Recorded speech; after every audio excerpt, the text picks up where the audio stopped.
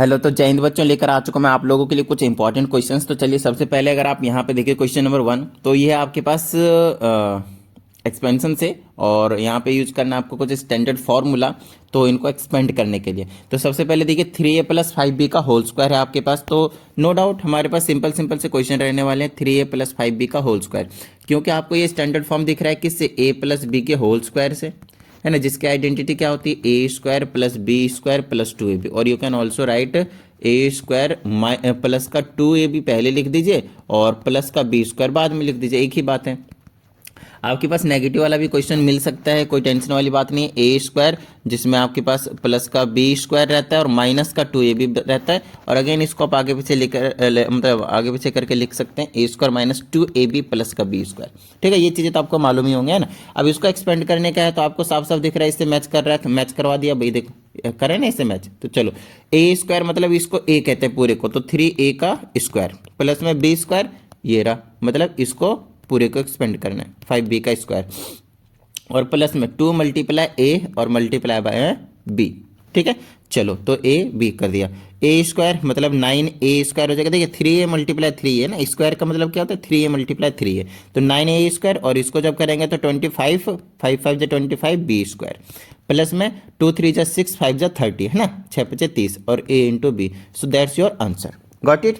Similarly हमारे पास इसी का ही सेकंड पार्ट भी आपको देखने को मिल जाएगा, 4a माइनस 3b का होल स्क्वायर। ठीक है, सब कुछ बिल्कुल इसी तरह एक्सपेंड करना है, इसमें भी आपको कुछ नहीं करना। 4a माइनस 3b का होल स्क्वायर है, इसमें आपको क्या करना है, इस वाले को a मानना है और इस वाले को b। ध्यान रहे इसमें आपको साइन के साथ नहीं लेना है, क्यों, क्योंकि आपने फॉर्मूले में ऑलरेडी साइन को इंक्लूड कर रखा है, देखिए समझ रहे होंगे।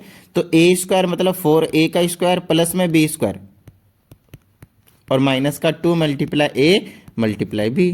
ठीक है, चलिए आ जाएगा 16a का स्क्वायर प्लस में 3b, तो 9b का स्क्वायर माइनस 4 दूनी 8 दिया 24 a into B. That's your answer. ठीक है, इसी तरह से आपके पास एक और आइडेंटिटी के बेस्ड पे फॉर्मूले हमेशा मिलते ही मिलते हैं, a plus B plus C to the whole square, और इसका फॉर्मूला रहेगा a square plus B square plus में सी स्क्वायर, उसके बाद आ जाएगा 2ab 2bc और 2ca। तो ये आपके पास कहानी रहेगी इस वाले आइडेंटिटी का, तो ज़्यादा टेंशन नहीं लेना।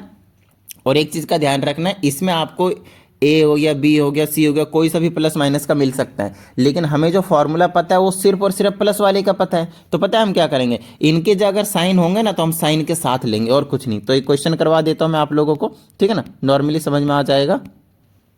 देखिए मेरे पास यहाँ पे इसके 3 पार्ट है इसी टाइप के, तो 1 2 3, तो इनमें से कौन सा करवाता हूँ मैं, जिसमें नेगेटिव साइन हो, ऑफ कोर्स प्लस वाला तो आप इजीली कर ही लेंगे। तो चलो यार इसको कर लेते हैं, x plus 2y minus 3z, है ना, x प्लस 2y माइनस का 3z का होल स्क्वायर। देखिए इसी से मैच कर रहा है, ये समझ में आ रही है बात। तो इसको हम एक्सपेंड कर देंगे, पहले क्या लिखेंगे, a का स्क्वायर, समझ रहे होंगे बात, a का square which is a your first term, ठीक है, प्लस में b स्क्वायर, तो b स्क्वायर मतलब 2y का होल स्क्वायर, ध्यान रहे इसका, प्लस में सी स्क्वायर, सी की जगह माइनस का 3z का स्क्वायर लेंगे। इस तरह से आपको काम करना है, बीच में प्लस में, फिर 2ab यहाँ पे नीचे लिख लेता हूँ, 2 मल्टीप्लाई ए की जगह x मल्टीप्लाई में b की जगह पे 2y, बीच में प्लस, फिर 2bc, फिर 2 मल्टीप्लाई b की जगह पे 2y और मल्टीप्लाई में सी की जगह माइनस 3z। ध्यान रहे इसमें साइन के साथ लेना है आपको, प्लस में 2 मल्टीप्लाई सी की जगह पे माइनस का 3z और मल्टीप्लाई में ए इंटू ए में क्या है आपके पास x है। बस इसको आप सॉल्व कीजिए और अपने पास आंसर ले जाइए। एक्स स्क्वायर को एज इट इज रखूंगा, देखिए इसको 2y का स्क्वायर करेंगे तो 4y का स्क्वायर हो जाएगा, प्लस में देखिए माइनस 3z का स्क्वायर करेंगे तो ऐसे लिख लेना, minus 3z multiply minus 3z, गलती नहीं करना भाई, नेगेटिव नेगेटिव से कैंसिल हो जाएगा, 9 9 3 3 जा 9 और z इंटू जेड की स्क्वायर, तो 9z की स्क्वायर। नेगेटिव नंबर को आपस में जब मल्टीप्लाई करते हैं तो वापस आपको पॉजिटिव नंबर ही दे देता है, तो ज़्यादा टेंशन लेने की जरूरत नहीं है। तो इन तीनों को सॉल्व कर दीजिए, अब इनको मल्टीप्लाई कीजिए, 2 2 जा 4 और x इंटू वाई, ऐसे ही छोड़ दीजिए। यहाँ पे देखिए ये पॉजिटिव ये नेगेटिव, एक प्लस का एक माइनस का है ना, एक प्लस का एक माइनस का, तो माइनस का बना देगा, 2 2 जा 4 4 3 जा 12 yz, और ये वाला प्लस फिर से यहाँ पे माइनस बना देगा, तो 2 3 जा 6 6 इंटू जेड एक्स, खत्म बात, that's all. And I hope मेरे हिसाब से आप लोगों को इस वाले क्वेश्चन को करने में कोई प्रॉब्लम नहीं होगी, इसके ये वाला पार्ट और ये वाले पार्ट में, गॉट इट, ओके ग्रेट। अब हमारे पास x प्लस 2/x और इक्वल टू में 6 है, तो हमें फाइंड करनी value x square plus 4 upon में x की स्क्वायर की। X plus two by X है हमारे पास, बहुत अच्छे तरीके से देखते जाइएगा, ठीक है ना। एक्स प्लस में टू बाई एक्स है और इज इक्वल टू 6 दे रखा है। Then we have to find the value of X square plus 4 by में एक्स की स्क्वायर की। तो देखिए अगर आप नोटिस करें तो आपको पता चलेगा, यही आपको हिंट देगा। अगर मैं इसका स्क्वायर करूँ, देखिए एक्स का भी स्क्वायर है और इस वाले का भी स्क्वायर करेंगे तो 4 अपॉन एक्स की स्क्वायर आएगा। इसका मतलब 100% हमें क्या करने की जरूरत है, स्क्वायरिंग बोथ साइड। देखिए तो हम क्या करेंगे यहाँ पे, स्क्वायरिंग बोथ साइड। क्या लाना है उसी से आपको पता चलेगा क्या करना है, ठीक है ना। स्क्वायरिंग बोथ साइड का मतलब हो गया एक्स प्लस में टू बाई एक्स की होल स्क्वायर और इज इक्वल टू में 6 की स्क्वायर। बोलिए भाई किसी भी तरह की कोई प्रॉब्लम नहीं ना, ठीक है। तो यहाँ से मेरे पास आ जाएगा, देखिए फिर से ये वाला आइडेंटिटी लगा दिया, देखो ये वाला ए हो गया, ये वाला बी हो गया प्लस में है और ये होल की स्क्वायर हो गया, तो ये वाला आइडेंटिटी फिर से लग जाएगी, A square plus B square plus 2ab। भाई खत्म बात। तो ए स्क्वायर मतलब एक्स की स्क्वायर, बी स्क्वायर मतलब 2 बाई एक्स की होल स्क्वायर और प्लस में 2 मल्टीप्लाई ए की जगह एक्स और बी की जगह 2 बाई एक्स और इज इक्वल टू में 36। बस देखिए क्या लाना है उसके हिसाब से काम करते जाइए और मौज लीजिए। मेरे पास आ जाएगा एक्स की स्क्वायर प्लस में, देखिए इसका स्क्वायर करेंगे तो ऊपर आएगा तो 4 और नीचे आ जाएगा एक्स की स्क्वायर प्लस में, देखिए यहाँ पे एक्स एक्स कैंसिल आउट हो गया, 2 2 जा 4 और इज इक्वल टू में 36। यहाँ से मेरे पास एक्स स्क्वायर प्लस में 4 बाई एक्स स्क्वायर की वैल्यू चाहिए थी, प्लस का 4 उधर भेज दूंगा तो मेरे पास माइनस का हो जाएगा। एंड आपके पास आंसर देखो निकल कर तैयार है। बोलिए किसी भी तरह की कोई प्रॉब्लम मेरे हिसाब से तो नहीं होनी चाहिए भाई, ठीक है। इतनी बात डन है, ठीक है, ओके ग्रेट। नेक्स्ट है, देखिए आपकी बार माइनस वाला है, देखिए आपकी बार क्या आपके पास माइनस वाला है, ठीक है, ये वाला देखिए आपकी बार माइनस वाला है। तो मेरे पास x minus 1 by X is equal to 8, x minus 1 by X is equal to 8 and you have to find the value of X square minus 1 upon two the X की स्क्वायर। और यहाँ पे बच्चे गलती कर जाते हैं, क्या गलती करते हैं, सर ऐसा करते हैं फिर से स्क्वायरिंग करते हैं और हमें यही वाला मिल जाएगा। गलत बाबू गलत, सुनो मेरी बात। ए माइनस बी के होल स्क्वायर वाले फॉर्मूले में भी ए स्क्वायर प्लस बी स्क्वायर ही आते हैं, स्क्वायर वाले दोनों प्लस के ही होते हैं, तो माइनस का मिलने का तो कोई चांस ही नहीं है। तो सबसे पहले कोई दिक्कत नहीं है, यहाँ से आप प्लस वाला निकालिए। पहले मैं आपको समझाता हूँ, मैं आपको समझा रहा हूँ, पहले यहाँ से क्या कीजिए, प्लस वाला निकालिए। कैसे क्या कर रहे हैं बताता हूँ।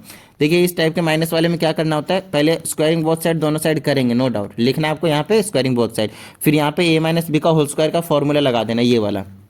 तो मेरे पास आ जाएगा ए स्क्वायर प्लस में बी स्क्वायर माइनस 2 भी करेंगे तो 2 मल्टीप्लाई ए मल्टीप्लाई में बी और इज इक्वल टू में 88 64। यहाँ से ये से उड़ जाएगा और मेरे पास बच जाएगा एक्स की स्क्वायर प्लस में 1 बाई एक्स की स्क्वायर और यहाँ से माइनस का 2 उधर चला जाएगा तो प्लस का हो जाएगा, तो 64 और प्लस का 2 66 हो जाएगा।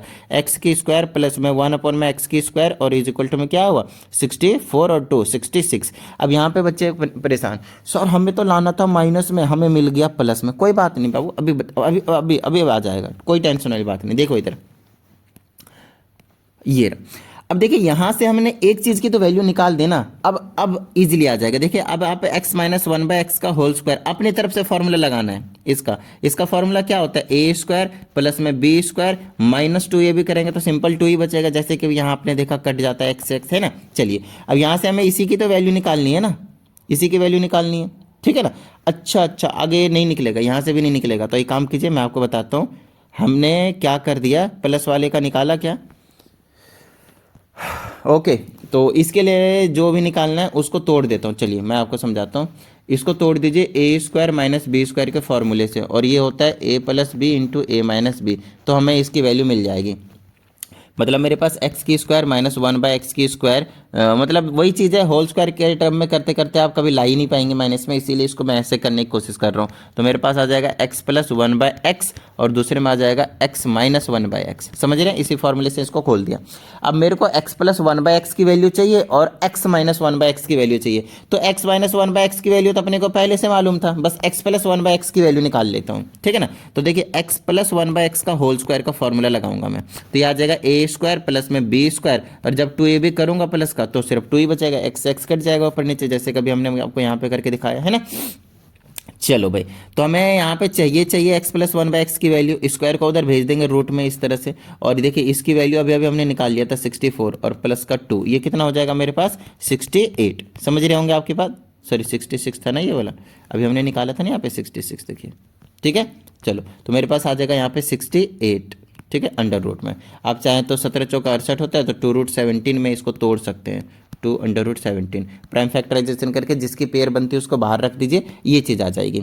तो x प्लस 1/x की वैल्यू भी मालूम है आपको और x माइनस 1/x की वैल्यू भी मालूम है आपको, बस दोनों को मल्टीप्लाई कर दीजिए। इसकी वैल्यू है 2√17 और मल्टीप्लाई में आपके पास क्या आ जाएगा, x माइनस 1/x की जगह क्या था आपके पास, देखिए 8 दे रखा था, तो ये हो गया 8, तो 8 2 जा 16, तो 16√17 आपका आंसर हो जाएगा। क्या इतनी सी बात समझ में आ गई? डन है। तो चलिए, और यहाँ पे एक ये हो गया, एक ये हो गया, एक ये हो गया। अब आपके पास कुछ ऐसे फॉर्मूले जहाँ पे एक्सपेंड करने क्यूब वाले फॉर्मूले को, मतलब सारे फॉर्मूले आपसे करवा ही लेंगे। देखिए एक प्लस वाला एक माइनस वाला, आपको आइडेंटिटी लगाने आनी चाहिए। उसके बाद इसी के बेस्ड पे, होल स्क्वायर के बेस्ड पे आपके पास कुछ क्वेश्चन है। अच्छा इसको मैंने क्यों छोड़ दिया, चलो इस पे हिंट दे देता हूँ, आपको बताता हूँ। इसको लिख लीजिए 100 प्लस का 8 और होल स्क्वायर का आइडेंटिटी लगा दीजिए, a प्लस b का होल स्क्वायर, आपके पास न्यूमेरिक वैल्यूज में आंसर आएंगे। जैसे यहाँ पे ये नहीं किया अभी हमने, अच्छा अभी नीचे आए नहीं है, ठीक है ना, ठीक है। जैसे यहाँ पे होल स्क्वायर से खोला था ना, बिल्कुल सेम काम आपको यहाँ पे करना है और कोई टेंशन वाली बात नहीं होगी। अब ये वाला दूसरा वाला कितना है, 195 को क्या तोड़ देंगे आप, एक तो कर सकते हैं 100 प्लस 95 का होल स्क्वायर, दूसरी चीज़ आप कर सकते हैं 200 माइनस 5, हाँ ये बेटर रहेगा, ये बेटर रहेगा, ये कर लीजिएगा, ठीक है।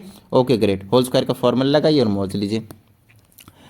ओके ग्रेट, अब हमारे पास यहाँ पे एक क्वेश्चन आ रहा है जो कि ये वाला चीज़ यहाँ से और क्यूब वाला, तो इसको निकालने से पहले आप क्या कीजिए, सबसे पहले इसका काम कर लीजिए, पहले ये और ये सीख लीजिए, उसके बाद इसमें मज़ा आएगा। तो सबसे पहले हम a plus B plus whole cube, yes a plus B का होल क्यूब का फॉर्मूला सीखेंगे। वो है हमारे पास a cube plus B cube plus 3a² b plus 3ab का स्क्वायर। आप इसे ऐसे भी लिख सकते हैं, a का क्यूब प्लस b का क्यूब प्लस 3ab, आप कॉमन लीजिए, आपके पास बच जाएगा क्या, a प्लस बी। सिमिलरली आपके पास a माइनस बी का होल क्यूब का भी फॉर्मूला है भाई, तो वो है आपके पास a क्यूब और प्लस का b क्यूब, नहीं ऐसा नहीं होता है, a cube minus b cube minus का 3a² b और लास्ट वाला आपके पास प्लस का होता है। अगेन आप इसको ऐसे लिख सकते हैं, a cube minus b cube minus 3ab, आप कॉमन ले सकते हैं, तो यहाँ बचेगा आपके पास a माइनस बी। मैं हमेशा ये वाली आइडेंटिटी प्रेफर करता हूँ क्योंकि एक्सपेंडेड फॉर्म में होता है, ये भी एक्सपेंडेड फॉर्म में होता है, तो कोशिश कीजिएगा इसको लगाइए और एक्सपेंडेड फॉर्म में पूरी तरीके से मिल जाएगा, क्योंकि अभी हमें चीज़ें जो है वो एक्सपेंड करनी है, राइट। तो उसी तरह से अगर मेरे पास मान लीजिए 3a प्लस का 2b है और इसका होल क्यूब है, तो आपको दिख रहा है यहाँ पे ये वाला आइडेंटिटी लगने वाला है क्योंकि होल क्यूब के फॉर्म में है ये। तो a का क्यूब तो 3a का होल क्यूब प्लस में b का क्यूब मतलब 2b का होल क्यूब प्लस में 3 मल्टीप्लाई a का स्क्वायर मतलब 3a का स्क्वायर और इंटू में b का मतलब हो गया आपके पास 2b प्लस में 3 इंटू में a का हो गया 3a और इंटू में b स्क्वायर मतलब 2b का whole square is equal to, इसका अगर मैं क्यूब करता हूँ तो मेरे पास कितना आ जाएगा, देखिए 3a मल्टीप्लाई 3a और फिर से मल्टीप्लाई 3a, ये आ जाएगा 3 3 जा 9, 9 3 जा 27, है ना। तो 27 और ये a का क्यूब हो गया, प्लस में ये हो गया 2 8 का b का क्यूब और प्लस में ये आ गया 3, ऐसे रखिए पहले ब्रैकेट खोलिए, आ जाएगा 9a का स्क्वायर और इंटू में 2b प्लस में पहले यहाँ पे ऐसे रखिए 3 मल्टीप्लाई 3 ये पहले ब्रैकेट खोलिए, आ जाएगा 4b का स्क्वायर। अब इसको हम सॉल्व कर देंगे तो मेरे पास आ जाएगा 27a का क्यूब प्लस में 8b का क्यूब प्लस में देखिए 9 3 जा 27 2 जा 54 और a स्क्वायर भी ऐसे रहेगा प्लस में 3 3 जा 9 4 जा 36 और a इंटू बी का स्क्वायर ऐसे रहेगा एंड दैट्स योर आंसर। तो आई होप आपको समझ में आया होगा कि इसमें एक्चुअल में करना क्या है ना। ओके ग्रेट, इसी टाइप से यहाँ पे माइनस भी हो सकता है और माइनस हो तो कोई दिक्कत नहीं, ये वाला फॉर्मूला आप यूज़ कर लिए बिल्कुल सेम टू सेम जैसे इसको आपने एक्सपेंड किया है ना। अब आते हैं अगले वाले क्वेश्चन में, अब आपको वो वाली जो क्वेश्चन है वो वाला जो क्वेश्चन है वो इजीली समझ में आ जाएगा। जैसे कि ये वाला क्वेश्चन बताया मैंने, x प्लस 4/x है और फाइंड ये करने, देखिए यहाँ पे सिंपल पावर है 1 1 है, यहाँ पे पावर 3 3 कर दिया, इसका मतलब होल क्यूब करने की ज़रूरत है, दिमाग लगाइए। तो x प्लस 4 अपॉन में x की वैल्यू कितनी थी, आई डोंट नो, इसकी वैल्यू है आई थिंक 7 है ना, 7 ले लेते चलिए।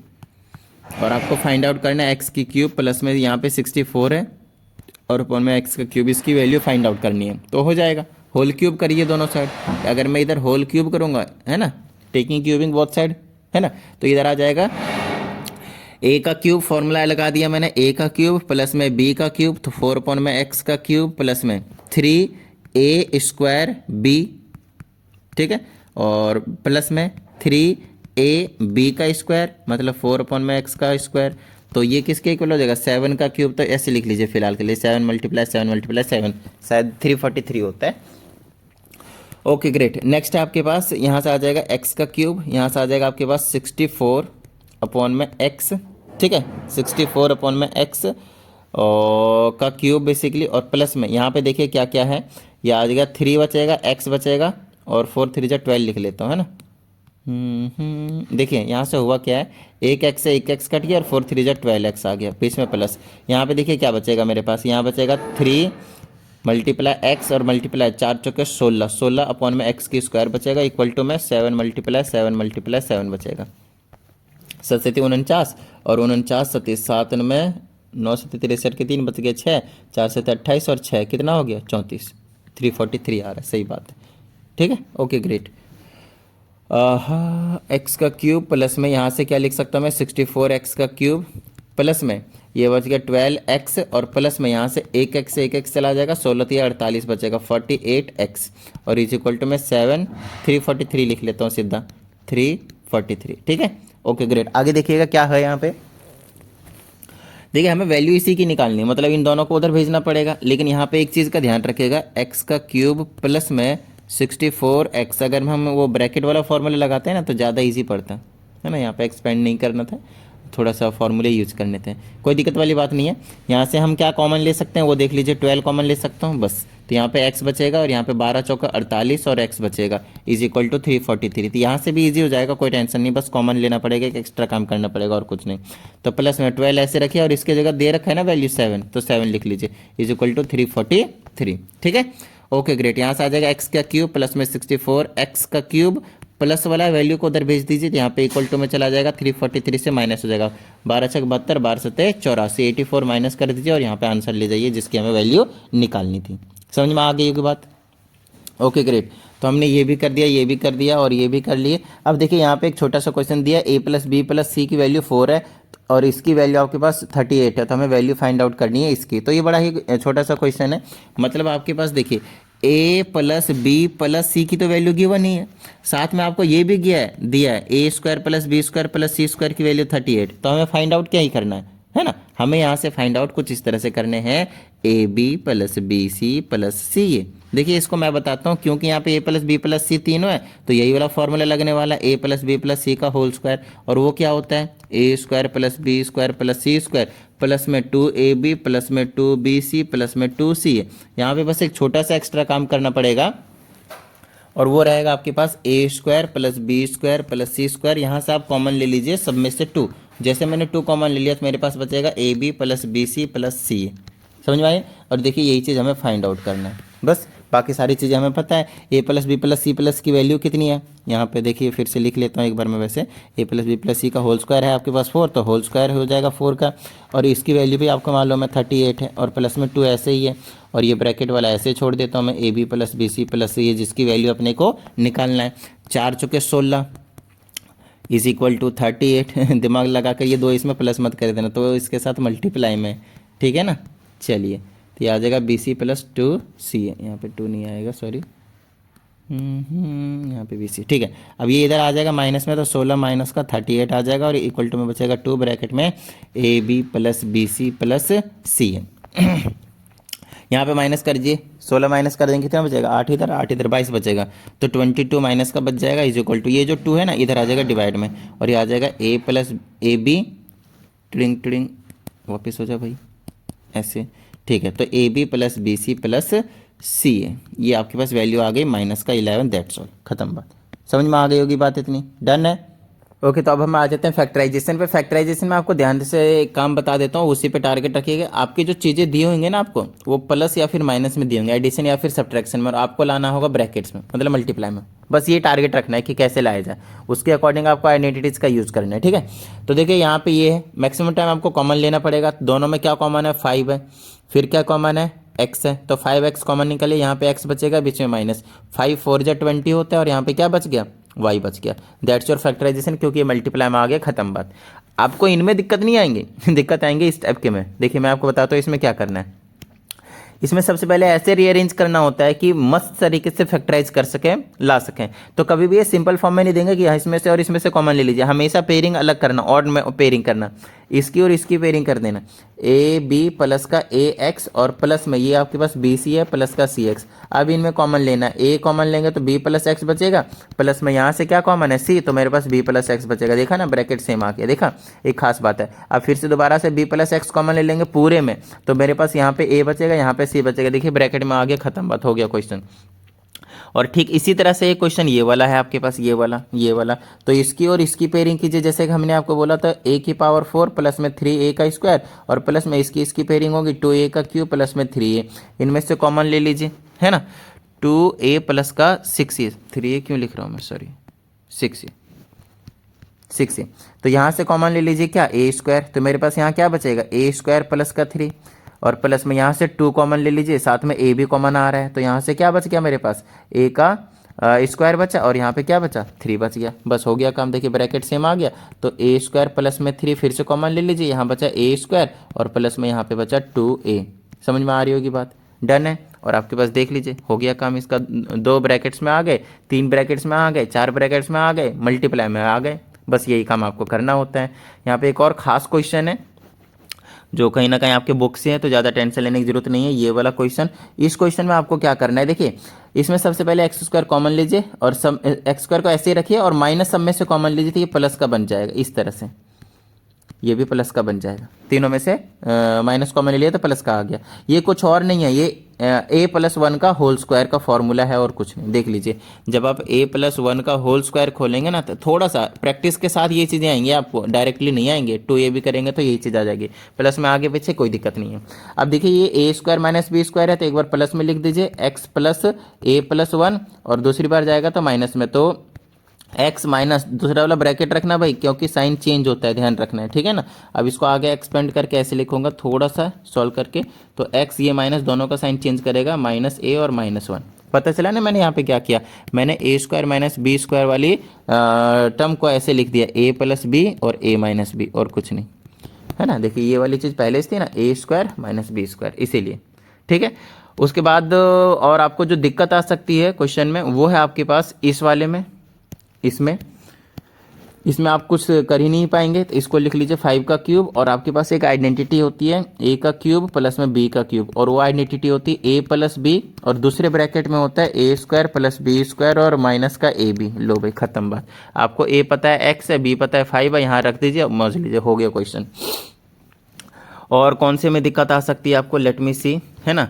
और ये वाला क्या आपको मिडल टर्म नहीं आता फैक्टराइज करना, ये वाली मिडल टर्म से हो जाएंगे, है ना। ये वाले किससे हो जाएंगे आपके पास, मिडल टर्म से हो जाएंगे। अच्छा इस वाले की अगर मैं बात करता हूँ तो इसको आप कैसे लिखेंगे पता है, ऐसे लिख दीजिए ए का क्यूब का होल स्क्वायर प्लस में, नहीं इसको ऐसे लिखिए ए स्क्वायर का होल क्यूब और प्लस में बी स्क्वायर का भी होल क्यूब। और भी बताया नहीं, ये ए मानिए ये बी मानिए, तो ए का क्यूब और बी का क्यूब, सेम यही वाला फॉर्मूला आइडेंटिटी फिर से लगा दीजिए, मौज लीजिए। बस ए की जगह ए स्क्वायर और बी की जगह बी स्क्वायर रहने वाला है। और मेरे हिसाब से बाकी में कुछ भी टेंशन नहीं आएगी आपको, क्वेश्चंस में कॉमन लेना है आपको, बाकी में बाकी सारे छोटे छोटे क्वेश्चन है, ठीक है ना। चलिए नेक्स्ट क्वेश्चन की बात कर लेते हैं। सॉल्व करना है लीनियर इक्वेशन एलिमिनेशन मेथड से, छोटी वाली चीज़ है। देखिए जैसे ये 2 क्वेश्चन है हमारे पास, इनको अगर मुझे एलिमिनेशन मेथड से सॉल्व करना है तो सबसे पहले मुझे क्या करना पड़ेगा, देखिए ये वाले सेम है ना, सेम है।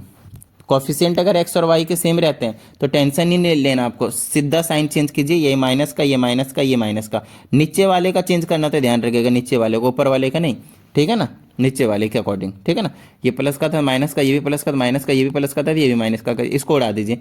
ये माइनस का बन गया -1y -3y -4y बना लेगा, और यहाँ से माइनस करेंगे कितना बचेगा, माइनस का 16, यहाँ से y की वैल्यू आ जाएगी -16 अपॉन में -4, कैंसिल करेंगे तो y की वैल्यू 4। उसके बाद आप किसी भी इक्वेशन में पुट कर सकते हैं, लाइक 3x माइनस का y की जगह पे 4 और इक्वल टू 5, 3x ये -4 उधर चला जाएगा तो 5 प्लस का 4 हो जाएगा, और यहाँ से आ जाएगा 3x इज इक्वल टू 9, यहाँ से x की वैल्यू क्या हो सकता है आपके पास 9 अपॉन में 3, और ये आपने x की वैल्यू भी निकाल दिया 3, दैट्स ऑल। अब इसकी बात करते हैं, इसमें आपके पास कॉफिशिएंट सेम नहीं है x या y की, तो सबसे पहले आपको क्या करना पड़ेगा, कॉफिशिएंट को सेम करने पड़ेंगे। समझ में आ रही है बात, कॉफिशिएंट को आपको सेम करने पड़ेंगे। तो कॉफिशिएंट को सेम करने के लिए सर क्या करा जाए, कोई दिक्कत नहीं, मान लीजिए मुझे x वाली कॉफिशिएंट सेम करनी है, तो इनके जो कॉफिशिएंट्स हैं उनको एक्सचेंज करके मल्टीप्लाई कर दीजिए। इसका मतलब क्या है, फर्स्ट वाली इक्वेशन को 3 से मल्टीप्लाई कर दीजिए, सेकंड वाली इक्वेशन को 2 से मल्टीप्लाई कर दीजिए। देखिए इसका कॉफिशिएंट में 3 था तो फर्स्ट को एक्सचेंज करके, अब देखिए इसको नया इक्वेशन बना लीजिए पहले तो, और नया इक्वेशन बनाएंगे तो क्या आएगा मेरे पास, देखिए ये ऊपर वाले इक्वेशन को आ जाएगा तो आ जाएगा 6x प्लस का 9y और इज इक्वल टू 27। 3 से सबको मल्टीप्लाई करना है, यहाँ पे 2 से सबको मल्टीप्लाई करना है, तो 6x प्लस 4 टू जा 8y is equal to 5 to जा 10। साइन चेंज कर दिए, नीचे वाले सबका चेंज होगा, ये कैंसिल आउट हो जाएगा, 9 में से 8y जाएगा, y बचेगा और यहाँ पे माइनस करेंगे तो 17, y की वैल्यू 17 आ गई।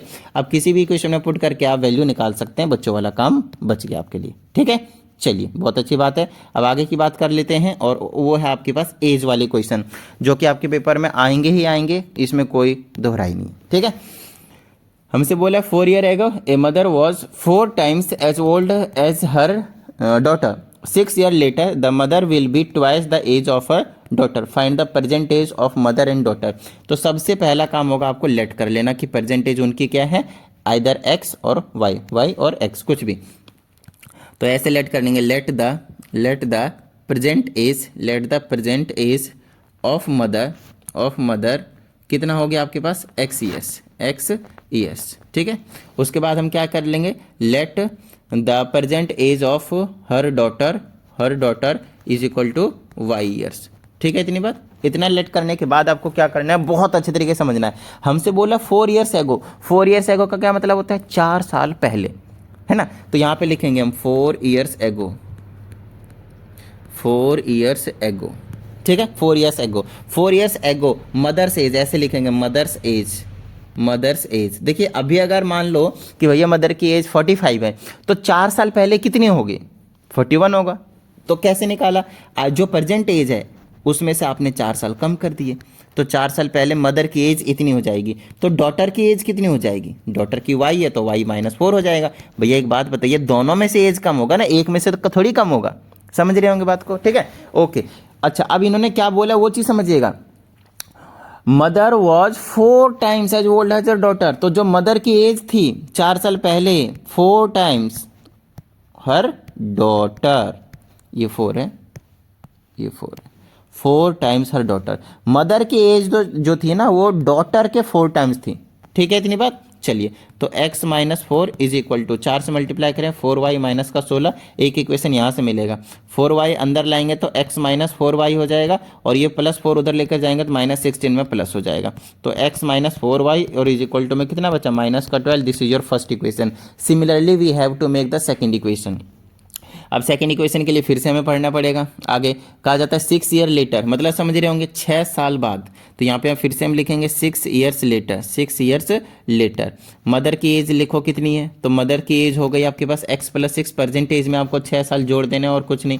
फिर डॉटर की एज कितनी हो जाएगी, y + 6, क्योंकि उसमें भी 6 साल भैया बढ़ेगी। ठीक है ना। चलो अब इन्होंने क्या बोला वो देख लेते हैं,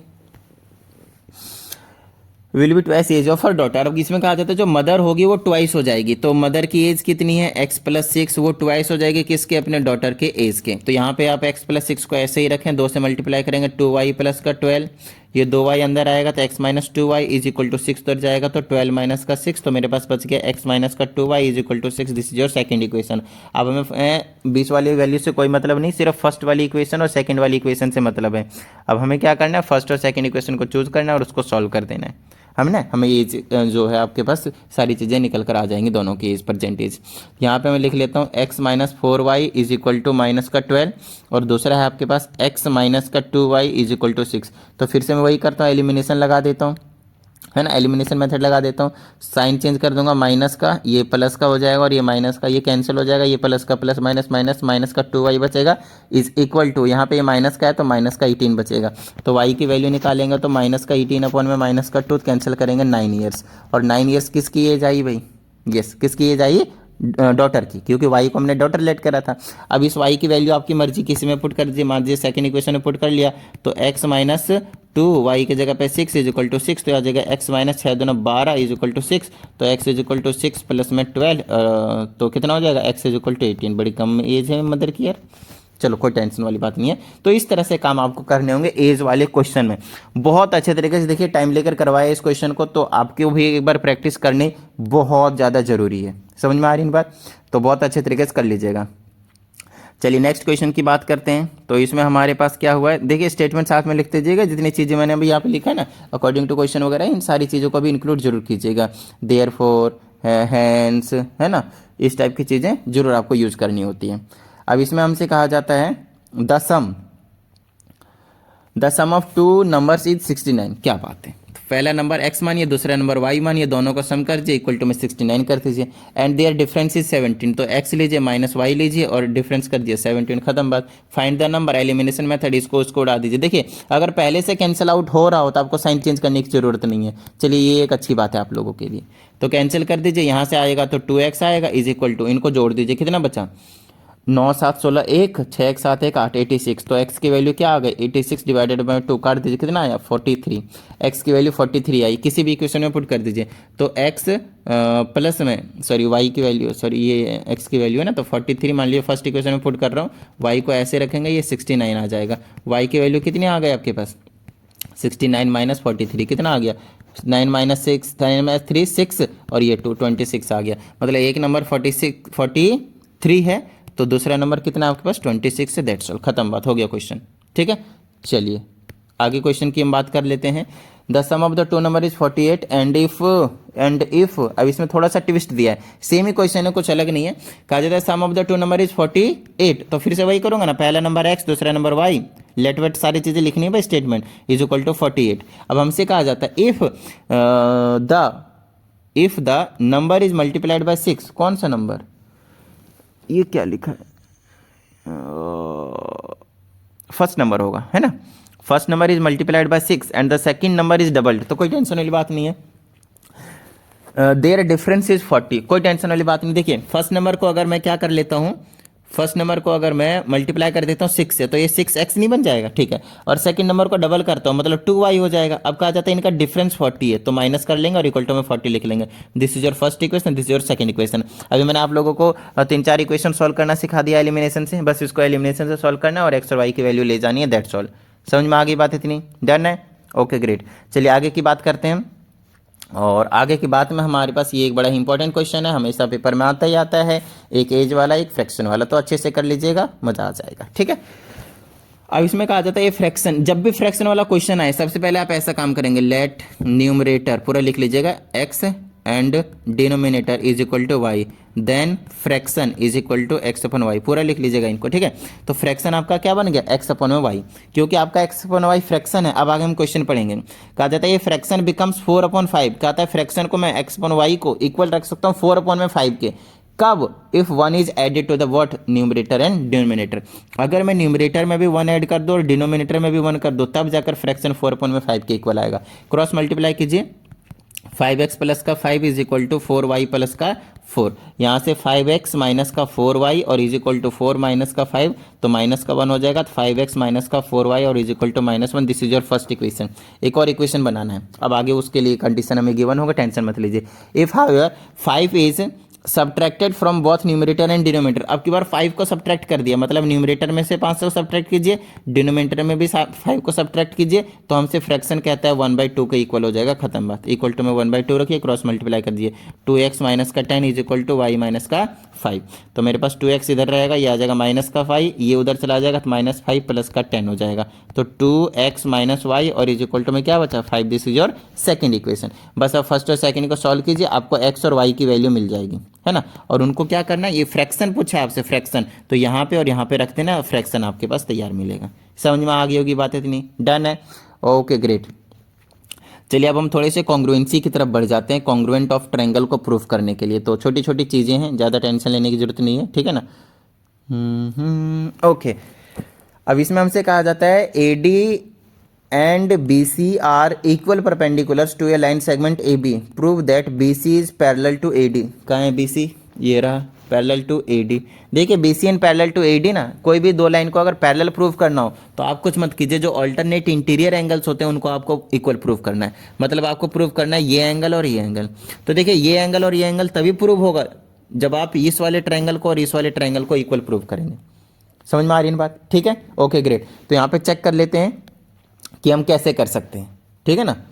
तो यहाँ से हमसे बोला है AD and BC are perpendicular, तो एक तो 90 डिग्री दिख गया मैम यहाँ पे, आर इक्वल परपेंडिकुलर्स, तो ये वाला और ये वाला इक्वल परपेंडिकुलर से AD, ये वाला AD एंड BC जो AB पे परपेंडिकुलर है वो इक्वल है, तो ये और ये इक्वल है, वो भी दिया, ये एंगल है वो भी दिया। एक चीज़ और बता दो, ये एंगल और ये एंगल इक्वल होंगे कैसे? तो सबसे पहले लिखने का तरीका क्या हुआ मैं आपको यहाँ पे बता देता हूँ। यहाँ पे आप ऐसे लिखेंगे इन ट्रायंगल CBO तो एंड दूसरा भी आप ऐसे शुरू करेंगे, यहाँ से शुरू किया ना, इसको यहाँ से DAB नहीं सॉरी ओ पे रोक लेना है। तो ये ट्रायंगल और ये ट्रायंगल हो गया ना। अब इनमें देखना है कि दोनों में कौन कौन से कॉरेस्पॉन्डिंगली साइड इक्वल होने, कॉरेस्पॉन्डिंग वाले साइड, कॉरेस्पॉन्डिंग मतलब सेम जगह वाले। तो ये और ये इक्वल दे ही रखा है, BC is equal to DA with reason you have to mention given. ठीक है। दूसरी चीज़ ये एंगल और ये एंगल 90 डिग्री है, angle B is equal to angle A is equal to 90 degree.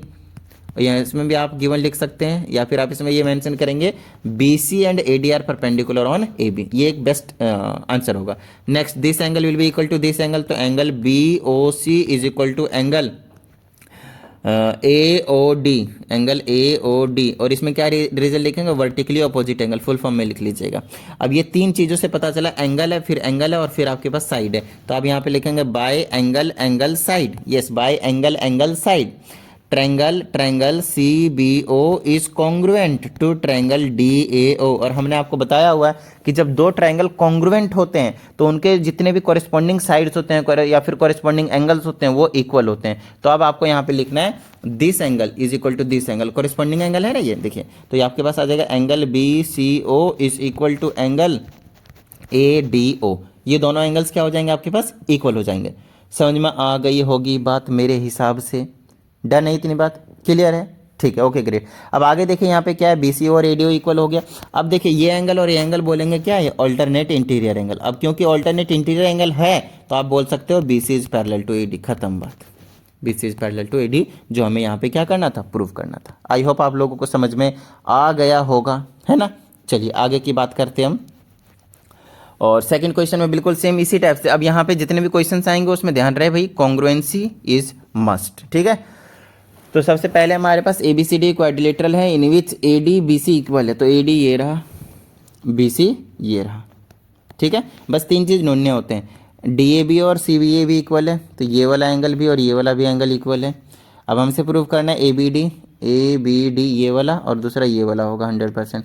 तो देखिए ये एंगल, ये साइड इक्वल है, ये एंगल इक्वल है, और तीसरा मैं आपको दिखा देता हूँ, ये वाला ले लीजिए इक्वल। तो साइड एंगल साइड से बोल दीजिए दोनों ट्रायंगल क्या है? कॉन्ग्रुएंट है। दूसरी BD is equal to AC को आप बोल दीजिए CPCT से। जिसको नहीं पता कॉन्सेप्ट, यहाँ पे कॉन्सेप्ट यार मैं देखो बता नहीं सकता, समझ रहे हो ना। यहाँ पे मैं आपको सिर्फ एक्सप्लेन करता जाऊँगा। कॉन्सेप्ट के लिए आप प्लीज़ पूरी वीडियो को प्रेफर करें। ABD BAC ये भी आपके पास CPCT से, खत्म बात, इजीली। चलिए नेक्स्ट क्वेश्चन की बात कर लेते हैं। In a triangle PQR, PQ is equal to PR, मतलब ये एंगल और ये एंगल भी इक्वल होंगे। बताइए क्यों? क्योंकि angles opposite to the equal sides are equal, या फिर आप कह सकते हैं आइसोसेलेस ट्रायंगल के इक्वल साइड्स के अपोजिट एंगल्स क्या होते हैं? इक्वल होते हैं। PS is the angle bisector, मतलब ये एंगल और ये एंगल भी इक्वल दे रखा है हमारे पास, ठीक है ना। हमें प्रूव करना है PQS और PRS। PQS कहाँ है देख लीजिए, PQS ये वाला ट्रायंगल और ये वाला PRS। तो ये वाला एंगल, ये वाला साइड, ये वाला एंगल, तो एंगल साइड एंगल से प्रूव हो गया भाई, खत्म बात। और ये क्या हो जाएंगे? CPCT से, खत्म बात, हो गया। चलिए नेक्स्ट क्वेश्चन की बात करते हैं। इसमें देखिए क्या दिया हुआ है, DA परपेंडिकुलर ABP है, तो DA ये रहा परपेंडिकुलर ABP है और ये भी परपेंडिकुलर ABP है। साथ में हमसे बोल रखा है दूसरी वाली चीज़, CB भी परपेंडिकुलर पे है AB पे, है ना, वो तो है। ACBD इक्वल है, AC और BD भी इक्वल है। तो आपको कहीं ना कहीं सारी चीज़ें मालूम है, देख लेते हैं। अब प्रूव करना है DAB ये वाला, तो देखिए ये तो इक्वल है ही है ना। उसके बाद ये वाला एंगल हो गया आपके पास, और ये वाला आपके पास एंगल साइड तो यार कुछ होता ही नहीं है। तो यहाँ पे आपको देखना है इन दोनों में एक खास बात लग रही है, RHS को याद कीजिए। राइट एंगल दोनों में इक्वल है, दोनों का हाइपोटेन्यूज राइट एंगल का सामने वाला इक्वल है, और एक साइड ये वाला कॉमन लिखेगा ये भी। तो RHS से ये प्रूव हो जाएंगे, CPCT से ये हो जाएगा AD इक्वल टू BC, खत्म बात। चलिए नेक्स्ट क्वेश्चन की हम बात कर लेते हैं। अब यहाँ पे बड़े छोटे छोटे से क्वेश्चन आते हैं, देख लीजिएगा। हमें यहाँ पे फिगर के अकॉर्डिंग X और Y की वैल्यू निकालनी है, जो कि सबसे आसान क्वेश्चन होते हैं ये। देखिए यहाँ पे ये साइड और ये साइड इक्वल दे रखा है, देखो ये दो डंडे बांध रखे हैं ना। तो हमेशा ध्यान रखना है इक्वल साइड्स के अपोजिट एंगल्स भी इक्वल होते हैं। तो ये एंगल और ये एंगल इक्वल होंगे, तो ये 65 है तो ये भी 65 होगा। तो आपको पता ही होगा angle sum property, this will be equal to 180। यहाँ से एक्स की वैल्यू निकाल देंगे, 65 130 तो कितने बच जाएंगे 50। ये वाला एंगल जो आ जाएगा आपके पास, ये वाला एक्स की वैल्यू जो आ गया आपके पास वो 50 डिग्री आ गई। अब देखिए यहाँ पे आप लीनियर पेयर लगा सकते हैं स्ट्रेट लाइन में, ये अगर 150 है तो ये वाला 130 हो जाएगा, खत्म बात। ये 130 है, ये वाला 25 है, तो ये वाला एंगल कितना बन जाएगा, एंगल सम प्रॉपर्टी, बिल्कुल बच्चों वाला काम। 130 और इसको जोड़ दीजिए 155, तो ये कितना बच गया आपके पास 25 डिग्री, खत्म बात, हो गया क्वेश्चन, एक्स और वाई की वैल्यू निकल गई।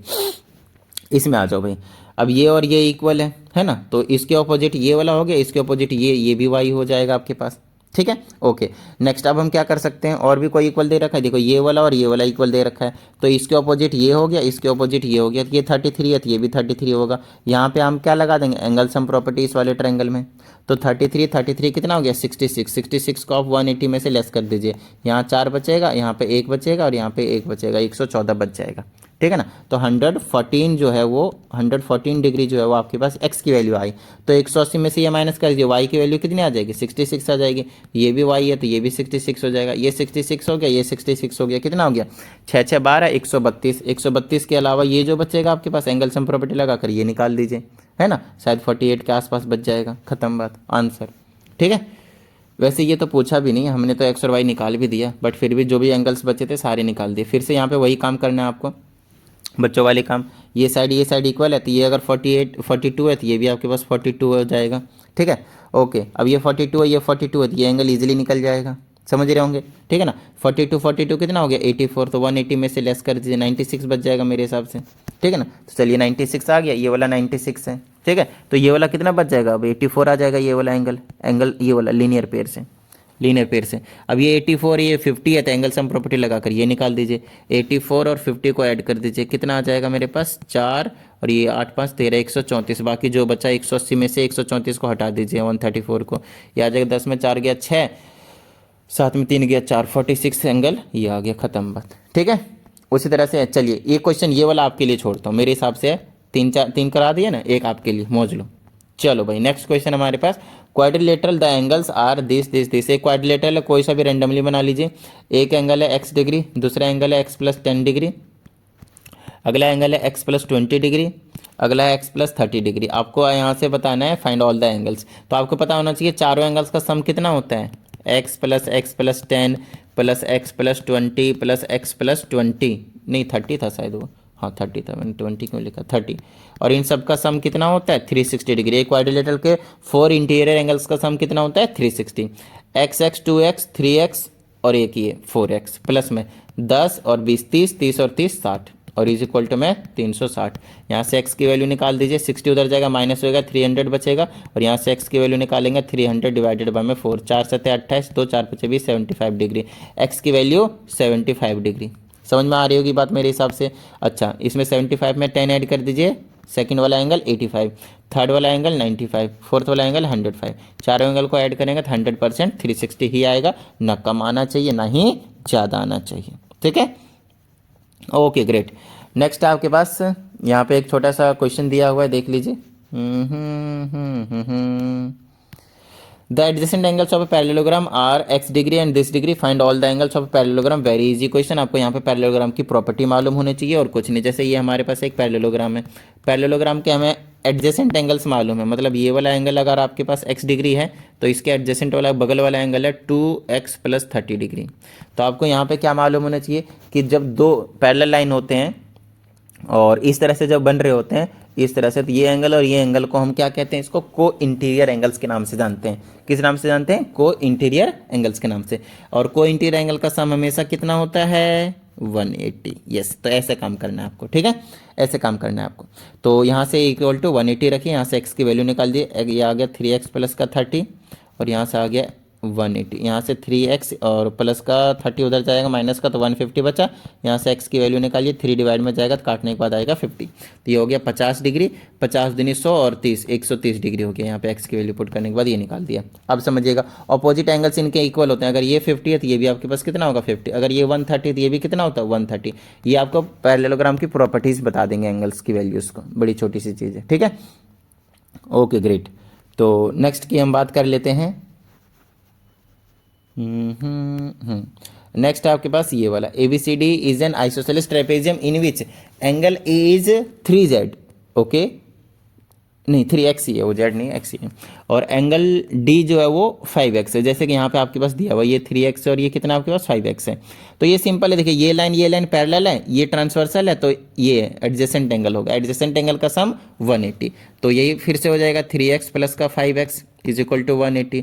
यहाँ से ये हो जाएगा 8x इज इक्वल टू 180। यहाँ से x की वैल्यू निकालेंगे तो 180 डिवाइडेड बाय में कितना हो गया 8, 8 दूना 16 और कितना हो जाएगा 8 दूना 16, 16 16 16 कितना बच गया 2 बचा, 8 दूना फिर से 16 लगाएंगे 22.5 आएगा, 22.5 आ गया। अब x की वैल्यू 22.5 आ गया, इससे मल्टीप्लाई कर दीजिए, 3 से मल्टीप्लाई कीजिए 22.5 को, फिर 5 से मल्टीप्लाई कीजिए 22.5 को, ठीक है।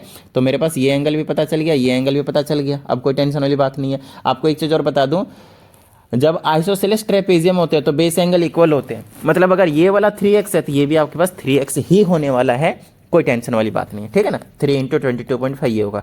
अब चारों एंगल का सम तो किसी भी क्वाड्रिलेटरल का 360 होता है, आपको ये भी पता है, ये भी पता है, ये भी पता है, ये निकाल दीजिए, खत्म बात, ठीक है ना। चलिए नेक्स्ट की बात करते हैं। अच्छा अब आ गए हमारे पास कंस्ट्रक्शंस वाले क्वेश्चंस, तो प्लीज़ यहाँ पे मैं कंस्ट्रक्शंस वाले क्वेश्चंस नहीं करवा रहा हूँ, एक बार आपको जाकर चैप्टर में देखिए, बहुत बच्चों वाले क्वेश्चन आपके पास गिवन है, ठीक है। चलिए नेक्स्ट की बात कर लेते हैं हम यहाँ पे पैरेललोग्राम की। ओके तो चलिए अब हम नेक्स्ट क्वेश्चन शुरू करते हैं। देखिए एक हमारे पास पैरेललोग्राम गिवन है, साफ साफ आपको दिख रहा है, ठीक है। अब इसमें कहा जाता है ए भी हमारा 18 है, ए से लेकर बी तक हमारा ये जो है आपके पास 18 है, और अल्टीट्यूड्स देख लीजिए, 2 अल्टीट्यूड्स दिए हुए हैं, और आपके पास side A B and A D और 4 सेंटीमीटर, 4 एंड 6 सेंटीमीटर, वही A B and A D, ये जो साइड है उसकी बात की जा रही है, 4 एंड 6 है। अल्टीट्यूड्स की बात है, बेसिकली हमें बताना है कि लेंथ ऑफ ए डी क्या होगी, where is A D, this is your A D. So इस टाइप के क्वेश्चन आपके पास किस तरह से होते हैं, सबसे पहले ये बता दूं, सिंपल सी एक बात बताइए, ये जो पैरेललोग्राम होता है उसका एरिया का फॉर्मूला क्या होता है, उसका तो बेस इंटू हाइट, बोले तो बेस इंटू में एल्टीट्यूड, ठीक है ना। चलिए पूरा लिख देता हूँ, अरे अरे अरे कैंसिल कर दो, फिर इसको ऐसे लिया, फिर इसको ऐसे लिया,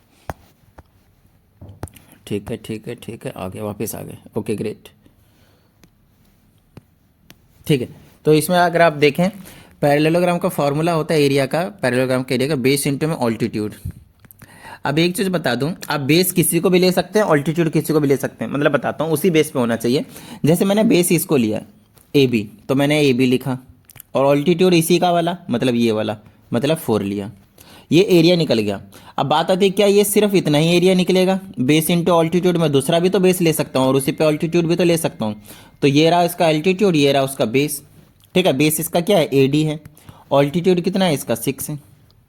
अच्छा ए बी की जगह हमें गिवन है ये वाला 18 था, तो 18 इंटू 4, अब ये भी एरिया ही है, ये भी एरिया ही है, और किसका एरिया है, A B C D parallelogram का ही एरिया है।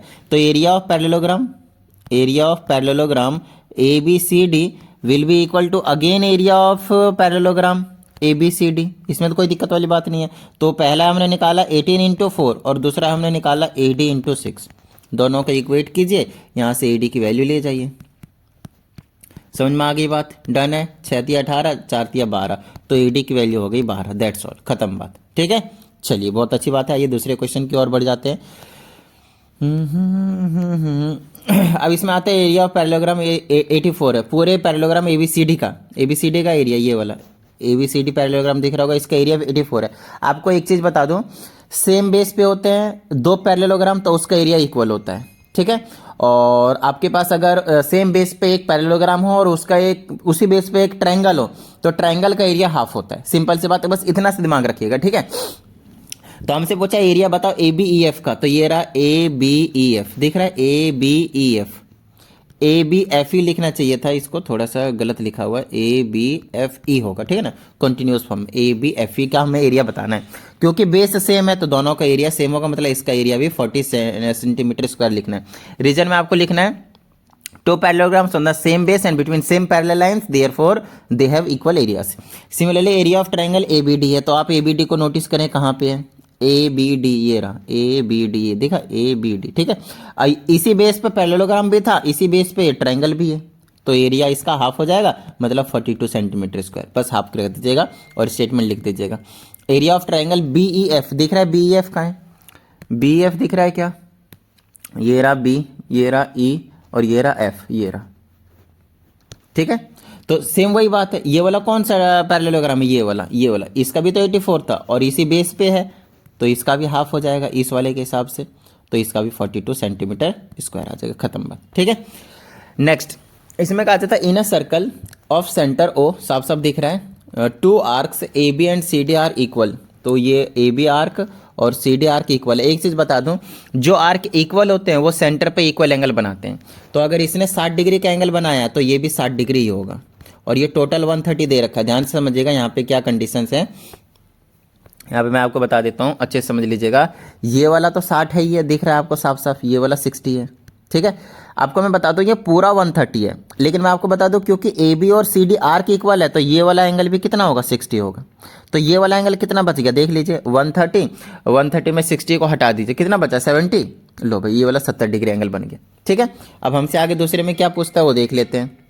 तो हमें इसमें निकालना था CO2 दिख रहा है, ये वाला CO2 ये भी 60 डिग्री होगा। रीजन क्या बोलेंगे, arcs of the same length make और subtends equal angle at the centre, ठीक है। दूसरा BOC निकालना है, BOC भी निकाल दिया, ये देखिए 70 डिग्री। अगला हमें प्रूफ करना है AOC और BOD इक्वल है। AOC दिख रहा है, AOC ग्रीन कलर कर दे रहा हूँ, ध्यान से देखिएगा, AOC ये वाला एंगल, सबको मिटा देता हूँ, चलिए ये रहा AOC, ये वाला एंगल की बात कर रही है, ये वाला, ठीक है। AOC देखिए, AOC कितना है 60 और ये वाला 70, कितना हो गया 7 से 13 130 है। और दूसरा कौन सा है, BOC होगा पक्का, BOD सॉरी, हाँ BOD ये वाला, BOD ऑलरेडी गिवन था 130, तो दोनों इक्वल हो गया, हेंस प्रूव्ड, खत्म बात, ठीक है। ऐड करके दिखा देना। चलिए आगे की बात करते हैं। नेक्स्ट हमारे पास in a circle of centre O A B कोड, जैसे ऊपर लाइन ऐसे खींच देना तो कोड होता है, लेकिन अगर ए बी में ऐसे कर्व लाइन खींच दो तो वो आर्क होता है। तो ऐसे रिप्रेजेंटेशन भी कई बार हम यूज़ करते हैं, ठीक है। तो ए बी कोड है और ई जी इक्वल है, तो ए बी ये रहा और ई जी ये रहा। बी सी और जी एफ भी इक्वल है, तो बी सी ये रहा और जी एफ ये रहा, ये कोड इक्वल है। हमें प्रूव करना है ए ओ सी और ई ओ एफ इक्वल है। तो जब भी आपके पास कोड इक्वल दे दे या फिर आर्क इक्वल दे दे, एक ही बात होती है, क्योंकि जो आर्क होता है उसी से वो वाला कोड बन रहा होता है। तो आपको बता दो वो सेंटर पे इक्वल एंगल सबटेंड करता है, हमेशा आप इस कंसेप्ट पे ध्यान दें। तो यहाँ से एक कंस्ट्रक्शन कीजिए, इसको ऐसे ज्वाइन कर दीजिए। तो आप देखिए, क्योंकि ए बी कोड ने ये एंगल बनाया और दूसरा कौन सा था, जी ई ईजी ने अब यहाँ से ऐसे कंस्ट्रक्ट कर दिया, ये वाला एंगल बनाया। तो ये एंगल और ये एंगल इक्वल होंगे, समझ में आ रही होगी बात, ये एंगल इक्वल होंगे। तो यहाँ पे आप लिखें पहले angle A O B is equal to angle G O E, ठीक है। और रीजन क्या देंगे आप इसको, फर्स्ट इक्वेशन बोल दें, और रीजन क्या देंगे आप इसमें, रीजन देंगे equal code subtend equal angle at the centre, यहाँ पे लिखना आपको, ठीक है। ये पहला हुआ। दूसरा इसके हिसाब से देखेंगे तो ये वाला है, तो ये कौन सा एंगल बना रहे हैं, ये वाला, तो एंगल लिखिए यहाँ पे B O C is equal to, यहाँ पे ये वाला क्या बनाएगा इक्वल, ये वाला angle F O G, angle F O G for G, ठीक है। सेकंड, तो मेरे पास आ गया सेम रीजन, यहाँ पे आपको लिखना है। उसके बाद इन दोनों का अगर आप ऐड कर देते हैं ना, एडिंग इक्वेशन 1 और 2, तो आपका काम बन जाएगा, इक्वेशन 1 और 2। तो देखिए ए ओ बी और बी ओ सी, देखिए ए ओ बी ये रहा, बी ओ सी ये रहा, दोनों ऐड कर देंगे तो ए ओ सी नहीं बन जाएगा, तो ये हो गया ए ओ सी। और इधर दोनों को ऐड कर देंगे, इधर वाले दोनों को, इसको और इसको, जी ओ ई और ये वाला 4G, तो दोनों को ऐड कर देंगे तो ई ओ एफ नहीं आ जाएगा, देखिए एंगल ई ओ एफ, खत्म बात, हैंस प्रूव्ड। समझ में आ गई बात, इतनी डन है, ओके ग्रेट। आगे की बात कर लेते हैं। इसमें देखिए एक और क्वेश्चन है हमारे पास, in a circle A B C D, कोड ए बी दिख रहा है, कोड ए बी ये रहा, और दूसरा क्या है कोड बी सी ये रहा। यहाँ पे सेंटर मानने के बाद, लेकिन यहाँ पे सेंटर मान नहीं सकते क्योंकि हमें कुछ भी स्पेसिफाइड नहीं है यहाँ पे, ठीक है ना। तो हमें ये 70 और 60 दे ही रखा है, हमें प्रूव करना है बी डी ए और B D C, B D A ये वाला और ये वाला B D C equal prove करना है। ध्यान से समझिएगा, एक छोटा सा कंसेप्ट बताता हूँ, उसको याद रखिएगा हमेशा, 10th में भी आप बहुत फ्रिक्वेंटली यूज़ करने वाले हैं। अगर ये एक कोड है, ठीक है, इसने एक एंगल ऐसे बनाया है, यहाँ पे मान लीजिए 30 डिग्री का है, तो एक चीज़ और बता दूँ, इसी कोड से इधर नहीं, इधर की बात नहीं कर रहा हूँ, इधर मैं ग्रीन वाला पोर्शन कर देता हूँ, मैं इधर की बात नहीं कर रहा हूँ, ठीक है ना। उसके अलावा इधर कहीं भी एंगल बनाए, ये रहा, तो ये भी 30 का ही होगा, यहाँ पे बना लो कोई दिक्कत नहीं, ये भी 30 का होगा, यहाँ पे बना लो, इसी कोड से बनना चाहिए, दोनों एंडिंग पॉइंट से ध्यान रहे, ये भी 30 का होगा। अब चीज़ों को समझिएगा कि यहाँ पे हो क्या रहा है एक्चुअल में, समझ रहे हैं। तो ये एक ही सेगमेंट, इनको एक सेगमेंट कह रहे हैं, इधर वाला एक सेगमेंट इधर है, एक सेगमेंट इधर है, तो सेम सेगमेंट में जो एंगल्स बनते हैं वो हमेशा इक्वल होते हैं, ठीक है। Angles in the same segment इसका रीजन होता है। तो अब ध्यान से समझिएगा, ध्यान से समझिएगा, क्योंकि हमें पहले क्या रखा है, ये वाला ए बी और बी सी इक्वल है, तो ए बी जितना एंगल बना रहा है और बी सी जितना एंगल बना रहा है रिमेनिंग पोर्शन पे, angles in the same segment ही तो बन जाएंगे। तो angles in the same segment से ये एंगल और ये एंगल को आप इक्वल कर दीजिए, इन एंगल्स को देने का कोई वो नहीं बनता, ठीक है ना। और दूसरा तरीका मतलब हो सकता है, थोड़ा सा मेरे माइंड में क्लिक नहीं हो पा रहा है अभी, बाकी angles in the same segment से डायरेक्टली क्लिक हो गया तो मैंने बता दिया आपको। चलिए आगे बात करते हैं। नेक्स्ट है कंस्ट्रक्ट ए फ्रीक्वेंसी टेबल। देखिए इसको मैं बता देता हूँ आपको, थोड़ा सा इसमें मेहनत वाला काम है, थोड़ा तसल्ली से काम कीजिएगा कैसे कंस्ट्रक्ट करना है। हालांकि ऐसे क्वेश्चन हमने आपको करवाए हुए हैं। फ्रीक्वेंसी टेबल बनानी, फ्रीक्वेंसी टेबल का मतलब है क्लास इंटरवल चूज कीजिए, जैसे कि इन्होंने बताया 10 से 20।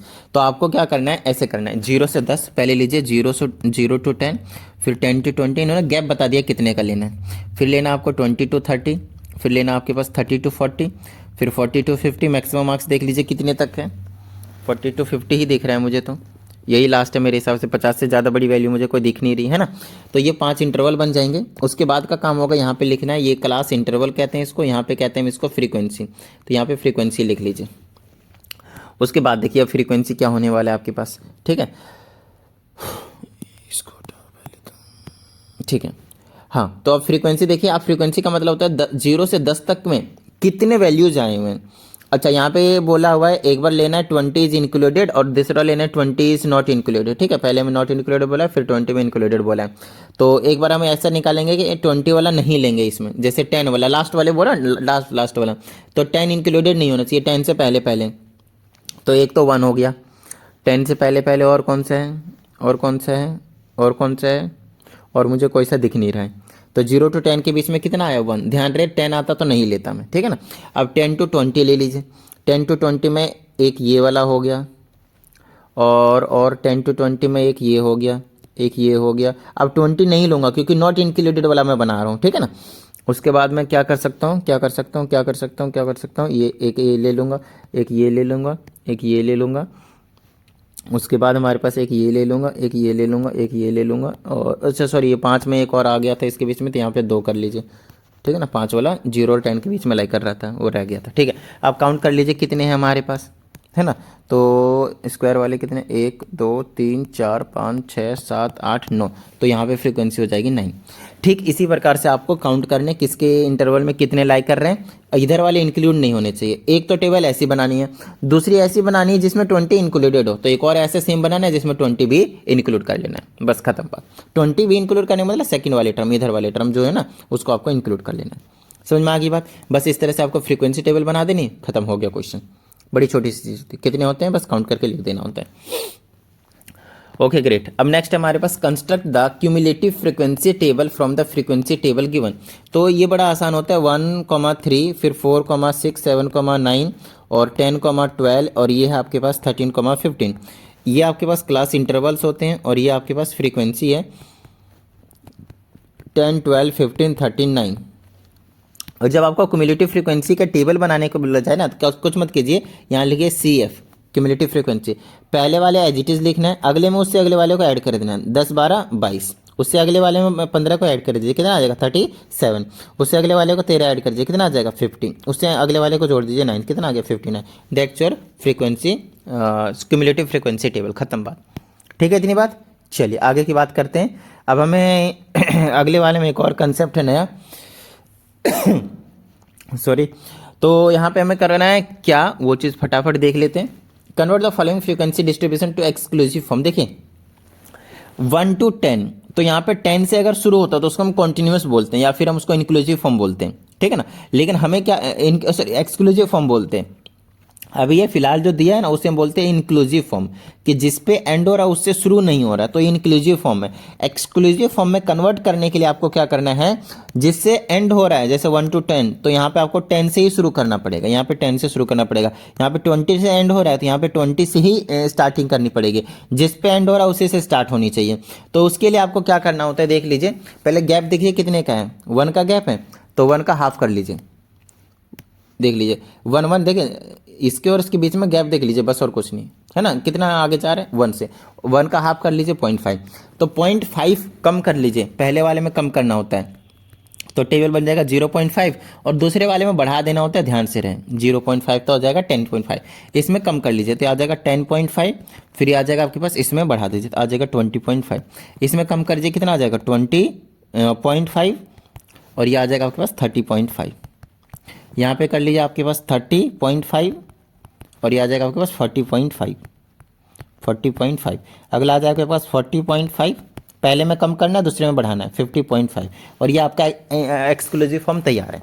ये आपके पास फ्रीक्वेंसी है 6 13 9 8 6, खत्म बात। अब हमसे इसमें क्या कहा गया है वो फटाफट देख लेते हैं भाई, ठीक है ना। हमसे कहा जाता था true class limit of 4th class interval, तो ट्रू क्लास लिमिट इसी को कहते हैं, पहला दूसरा तीसरा चौथा, जो एक्सक्लूसिव फॉर्म होते हैं ना, एक्सक्लूसिव फॉर्म ये और ये ट्रू क्लास लिमिट है, ठीक है। सॉरी, नेक्स्ट है आपके पास the class boundaries of the 5th class interval. Class boundaries मतलब लोअर लिमिट और अपर लिमिट, तो लोअर लिमिट इसको कहते हैं, अपर लिमिट इधर वाले को कहते हैं, ठीक है। 5th क्लास पूछा 1 2 3 4 5, तो 5th क्लास ये वाला लोअर लिमिट और ये upper limit, 40.5 lower limit, 50.5 upper limit, ठीक है। नेक्स्ट वाले का क्या है, the class mark of 3rd class. देखिए क्लास मार्क का क्या मतलब होता है, क्लास मार्क का मतलब होता है बीच का पॉइंट, तो पहला दूसरा तीसरा इनके बीच का पॉइंट कितना आएगा, उसके लिए हमें क्या करना होता है, दोनों को ऐड करना होता है, तो 20.5 प्लस में लोअर लिमिट और अपर लिमिट को ऐड करना होता है, डिवाइडेड बाय 2, तो 20 30 50 और 1 51, तो 51 पॉइंट अपॉन में 2, तो डिवाइड कीजिएगा 25.5 आपके पास तैयार है, दैट्स ऑल। नेक्स्ट आपके पास the class size. Class size का मतलब होता है 2nd क्लास इंटरवल का पूछा है ना, क्लास साइज का मतलब कितने का गैप है, तो पहला ये है दूसरा ये, तो इसका गैप देख लीजिए, तो 20.5 में से माइनस कर दीजिए 10.5, माइनस कीजिएगा तो आ जाएगा आपके पास 10, तो गैप हो गया आपके पास 10, बोले तो क्लास साइज आपके पास 10 आ गया। The class interval of the highest frequency. Frequency किस में हाईएस्ट है, पहले वाले में नहीं, 13 है हाईएस्ट, 13 का क्लास इंटरवल ये रहा 10.5 से लेकर 20.5 तक, खत्म बात, हो गया क्वेश्चन। समझ में आ गई बात, इतनी डन है। तो कुछ इस तरह से आपको इस टाइप के क्वेश्चंस को सॉल्व करने होते हैं। चलिए आगे की बात कर लेते हैं। ओके, तो सबसे पहले हमें यहाँ पे इसमें कहा गया है find the mean of the first 5 prime numbers. तो प्राइम नंबर्स क्या होते हैं, फर्स्ट 5 प्राइम नंबर्स कौन कौन से होंगे, 2 होंगे, 3 होंगे, 5 होंगे, 7 होंगे और 1 11 होंगे। बस इन सबको ऐड कीजिए और 5 से डिवाइड कर दीजिए, sum of all observation divided by total number of observation. याद आया ना, मीन ऐसे निकलता है। नेक्स्ट है फर्स्ट 5 मल्टीपल ऑफ 7, मतलब 7 फिर 14 फिर 21 फिर 28 और फिर 35 35, पाँचों को जोड़िए, 5 से डिवाइड कीजिए, आपके पास मीन आ जाएगा। फर्स्ट 10 नेचुरल नंबर 1 से लेकर 10 तक को जोड़ दीजिए, 10 से डिवाइड कर दीजिए, नेचुरल मीन ले जाइए नेचुरल नंबर का, फर्स्ट 10 नेचुरल नंबर का। नेक्स्ट क्वेश्चन है मीडियन निकालें। देखिए मीडियन बड़ा आसान होता है। मीडियन का मतलब है सबसे पहला काम होता है आपको असेंडिंग ऑर्डर में या डिसेंडिंग ऑर्डर में अरेंज कीजिए।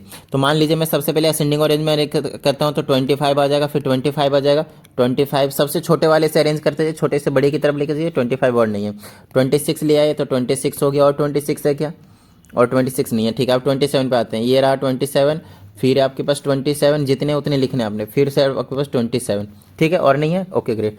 अब आपके पास 28, तो ये रहा आपके पास 28, फिर और कहीं 28 नहीं है, ठीक है, और उसके बाद 29 है, ठीक है, फिर क्या आपके पास 30 है, ठीक है, फिर क्या है 31 है, और फिर आपके पास 33 है ना, सारे हो गए। तो 1 2 3 4 5 6 7 8 9 10 11, 1 2 3 4 5 6 7 8 9 10 11, बिल्कुल सही बात है। अब देखिए कुछ नहीं करना है, जो मिडल मोस्ट टर्म होता है उसी को मीडियन कहते हैं। तो 1 2 3 4 5, 5 इधर साइड कीजिए, 1 2 3 4 5 इधर साइड कीजिए, जो एग्जैक्ट बीच में बचा वही आपके पास मीडियन होगा, खत्म बात। लेकिन ये ध्यान रहे, जब ये ऑड नंबर था, 11 थे ना टोटल, ऑड नंबर के केस में मिडल मोस्ट टर्म होते हैं, और उसका फॉर्मूला ऐसे होता है n+1 बाय में 12th टर्म, n+1 बाय में 12th टर्म। इसका मतलब ये है कि पहले असेंडिंग ऑरेंज में अरेंज करने के बाद की बात कर रहा हूँ मैं। n कितना है हमारे पास, टोटल 11, प्लस का 1 कीजिए, डिवाइडेड बाय में 2, 11 + 1 12, 12 बाय में 2, तो कितना आ गया 6। तो ये 6th टर्म की बात कर रहा है, मतलब पहला दूसरा तीसरा चौथा पांचवा छठा सीधा आ जाएगा आपके पास मीडियन।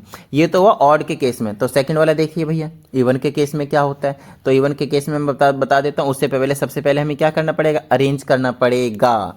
तो अरेंज करें भाई, सबसे पहले छोटा वाला नंबर कौन सा है, मुझे 16 दिख रहा है, तो 16 में पहले लिखूंगा, फिर 18 दिख रहा है तो 18 लिख लूँगा, फिर क्या है आपके पास 20 है, तो 20 लिख लूँगा।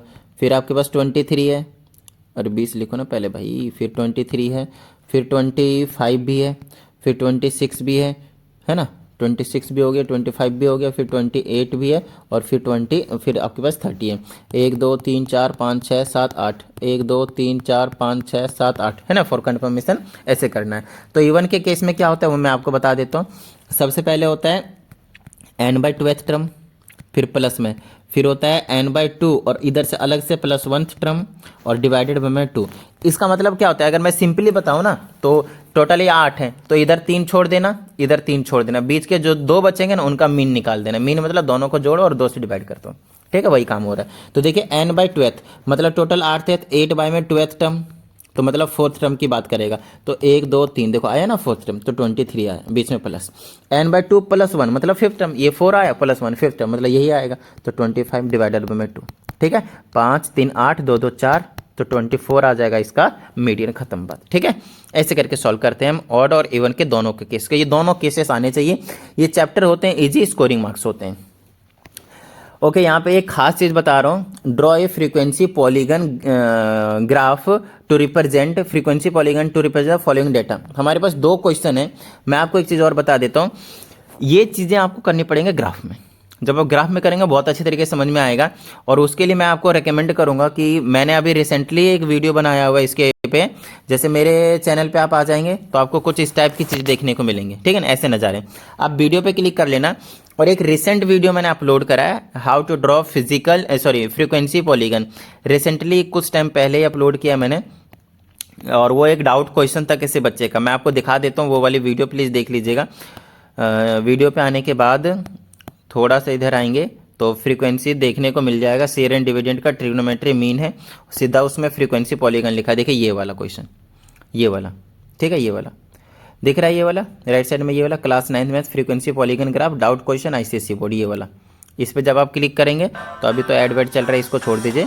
तो यहाँ से ये वाला क्वेश्चन कीजिएगा, उसमें बहुत अच्छे तरीके से मैंने आपको ग्राफ में किस तरीके से रिप्रेजेंट करना है वो सिखा दिया है, क्योंकि ऑलमोस्ट अगर मैं ये बताता भी हूँ तो मेरा यहाँ पे 20 मिनट चला जाएगा, तो कोई फायदा नहीं, समझ रहे हैं ना मेरी बात। तो प्लीज़ वहाँ से ये वाला काम कर लीजिएगा, मजा सा आ जाएगा आप लोगों को, ठीक है। ओके ग्रेट, नेक्स्ट है आपके पास, the volume of a rectangular wall is 432 metre cube. Rectangular wall मतलब क्या हो गया, वो समझ रहे होंगे, क्यूबॉइड बन गया, ठीक है ना, जिसके वॉल्यूम का फॉर्मूला होता है length into breadth into height. तो वॉल्यूम दे रखा है 432, तो इक्वल रख देता हूँ, लेंथ दिया 8 रख दिया, हाइट दिया है 8, हाइट भी 8 है आपके पास, तो आपसे ब्रेड्थ पूछा है मतलब विड्थ पूछा है, तो वो हम निकाल लेंगे यहाँ से भाई। ब्रेड्थ इधर रखिए, 432 डिवाइडेड बाय में 8 × 8 कर दीजिए, 8 से काटिए, 8 × 5 = 40, 3 8 × 32, है ना। फिर 4 से काट दीजिए, कितने बार में, 2 बार में, और ये 4 से कट जाएगा क्या नहीं कटेगा, 2 से काट लीजिए, ये 4 बार में और ये 27 बार में, फिर 4 से काट दीजिए, 4 × 6 = 24, 3.25 समथिंग आ जाएगा, 4 से डिवाइड कर लीजिए 27 को, खत्म बात, हो गया क्वेश्चन, ये आपके पास विड्थ आ जाएगी, ठीक है। नेक्स्ट, और ये एक अच्छा क्वेश्चन है, देखिएगा ये वाला क्वेश्चन क्या कहा जाता है इसमें कहा जाता है 2 क्यूब्स ईच ऑफ वॉल्यूम इतना are joint end to end, मतलब 2 क्यूब है जिनको एंड टू एंड ज्वाइन किया गया है।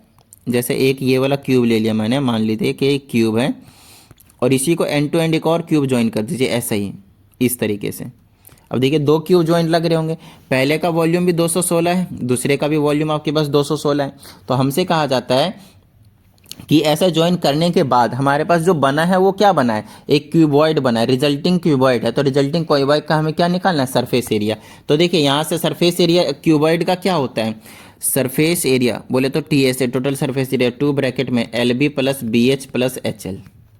तो सबसे पहले जब तक हमें लेंथ ब्रेड हाइट नहीं पता रहेगा तब तक कैसे मजा आएगा, समझ में आ रही होगी बात। तो देखिए किसी भी एक का क्यूब का ले लीजिए, वॉल्यूम का फॉर्मूला होता है ए का क्यूब, जहाँ पे ए इसकी साइड होती है, वो कितनी है 216, तो इसको ए क्यूब ऐसे रखिए, 216 को लिख दीजिए 6 का क्यूब, यहाँ से ए की वैल्यू को कंपेयर करेंगे तो आ जाएगा 6, ठीक है। अब देखिए इसकी लेंथ कितनी होगी, ये 6, यहाँ पे भी 6, तो टोटल कितनी होगी आपके पास 12। तो 2 ब्रैकेट में लेंथ की जगह 12 आ गया, ब्रेड्थ की जगह वही साइड ही है तो 6 ही रहने वाला है, प्लस में ब्रेड्थ की जगह 6 रहेगा, हाइट भी वही आपके पास 6 ही रहने वाला है, प्लस में हाइट की जगह 6 रहेगा, लेंथ की जगह सिर्फ कितना आ जाएगा 12 आ जाएगा। बस इसको सॉल्व करना, मौज लेना, 2 ऐसे 12 × 6 = 72, 6 × 6 = 36, 12 × 6 = 72, 72 72 144, 144 36 180, 180 × 2 और 18 दूनी 36, 360 सेंटीमीटर स्क्वायर में, रिमेंबर यूनिट आपको नहीं भूलना है। समझ में आ गई बात इतनी? डन है, ठीक है, ओके ग्रेट। चलिए नेक्स्ट क्वेश्चन की हम बात कर लेते हैं। छोटे छोटे क्वेश्चन है आपके पास, और अगर आप देखें तो अगला क्वेश्चन बड़ा ही इंपॉर्टेंट है, और ये क्वेश्चन हमने आपको करवाया हुआ है, ध्यान से समझिएगा, ये क्वेश्चन हमने आपको करवाया हुआ है, ध्यान से ये क्वेश्चन आप ध्यान, इसमें थोड़ा सा वक्त लगेगा इसलिए मैं कह रहा हूँ क्वेश्चन नंबर 25 जाकर देख लिए, एक्सरसाइज का लास्ट वाला क्वेश्चन, ठीक है ना। आपको सारी चीज़ें उसमें सेम टू सेम देखने को मिल जाएंगे, बहुत अच्छे समझ में आ जाएगा। फिर भी अगर आपको कोई प्रॉब्लम आती है तो प्लीज़ कमेंट करके बता दीजिएगा, या फिर व्हाट्सएप नंबर आपको मालूम है ना, फिर से बता देता हूँ 7428525669, ठीक है। कर दीजिएगा काम, व्हाट्सएप मैसेज कर दीजिएगा, काम हो जाएगा आपका, टेंशन मत लीजिएगा, ठीक है। चलिए नेक्स्ट की बात कर लेते हैं। साइन थीटा की वैल्यू मालूम है कितना है, 3/5। तो एक ट्रायंगल बनाइए, साइन थीटा की वैल्यू 3/5, तो थीटा यही है, कोई टेंशन वाली बात नहीं, परपेंडिकुलर के सामने वाला।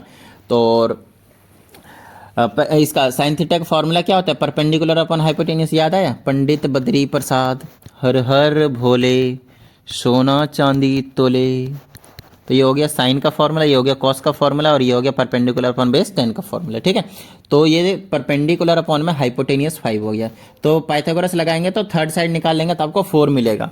अब देखिए हमसे क्या वैल्यू पूछा है, साइन थीटा का और कॉस थीटा का प्लस करना है। साइन थीटा की वैल्यू 3/5 है, प्लस में कॉस थीटा का फॉर्मूला होता है बेस अपॉन में हाइट। क्या होता है, बेस अपॉन में हाइट, हाइपोटेनियस, सॉरी हाइट कह रहा हूँ। तो बेस की जगह 4 है, अपॉन में ये कितना हो गया 5, तो 4 और 3 7, 7/5 आंसर। ऐसे करके इनके वैल्यूज पुट करने और मौज लेना है, और कुछ नहीं, सिर्फ आपको वैल्यूज पुट करने। टेन थीटा का क्या हो गया, परपेंडिकुलर अपॉन बेस, तो 3/4, 3/4 माइनस का कॉट थीटा का क्या हो गया, बेस अपॉन में परपेंडिकुलर, टेन और कॉट आपस में रेसिप्रोकल होते हैं, मालूम होना चाहिए। 4/3 एलसीएम लीजिए, सॉल्व कीजिए, मौज लीजिए, ठीक है ना। ऐसे करके सब में आपको वैल्यूज पुट कर देने। अब बोलते हैं सर स्क्वायर वाले में दिक्कत आएगी, क्या ही दिक्कत आएगी, 1 को ऐसे रखो, ten square theta, tan theta की जगह 3/4 रखो, ये कर दो स्क्वायर, तो 1 प्लस में 3 का स्क्वायर 9, 4 का स्क्वायर 16, एलसीएम लेके मौज ले लो भाई, खत्म बात, ठीक है। और ये वाला क्वेश्चन भी बिल्कुल सेम है। देखिए आपको टेन थीटा पता है 12/5, तो इसका फॉर्मूला होता है परपेंडिकुलर अपॉन बेस। तो एक ट्रायंगल में आपको परपेंडिकुलर पता चल गया, बेस पता चल गया, हाइपोटेनियस निकालने, उसके बाद जिसकी जिसकी वैल्यू पूछी पुट करते जाए यहाँ से निकाल कर, फॉर्मूला आपको बता ही दिया, खत्म बात, ठीक है ना।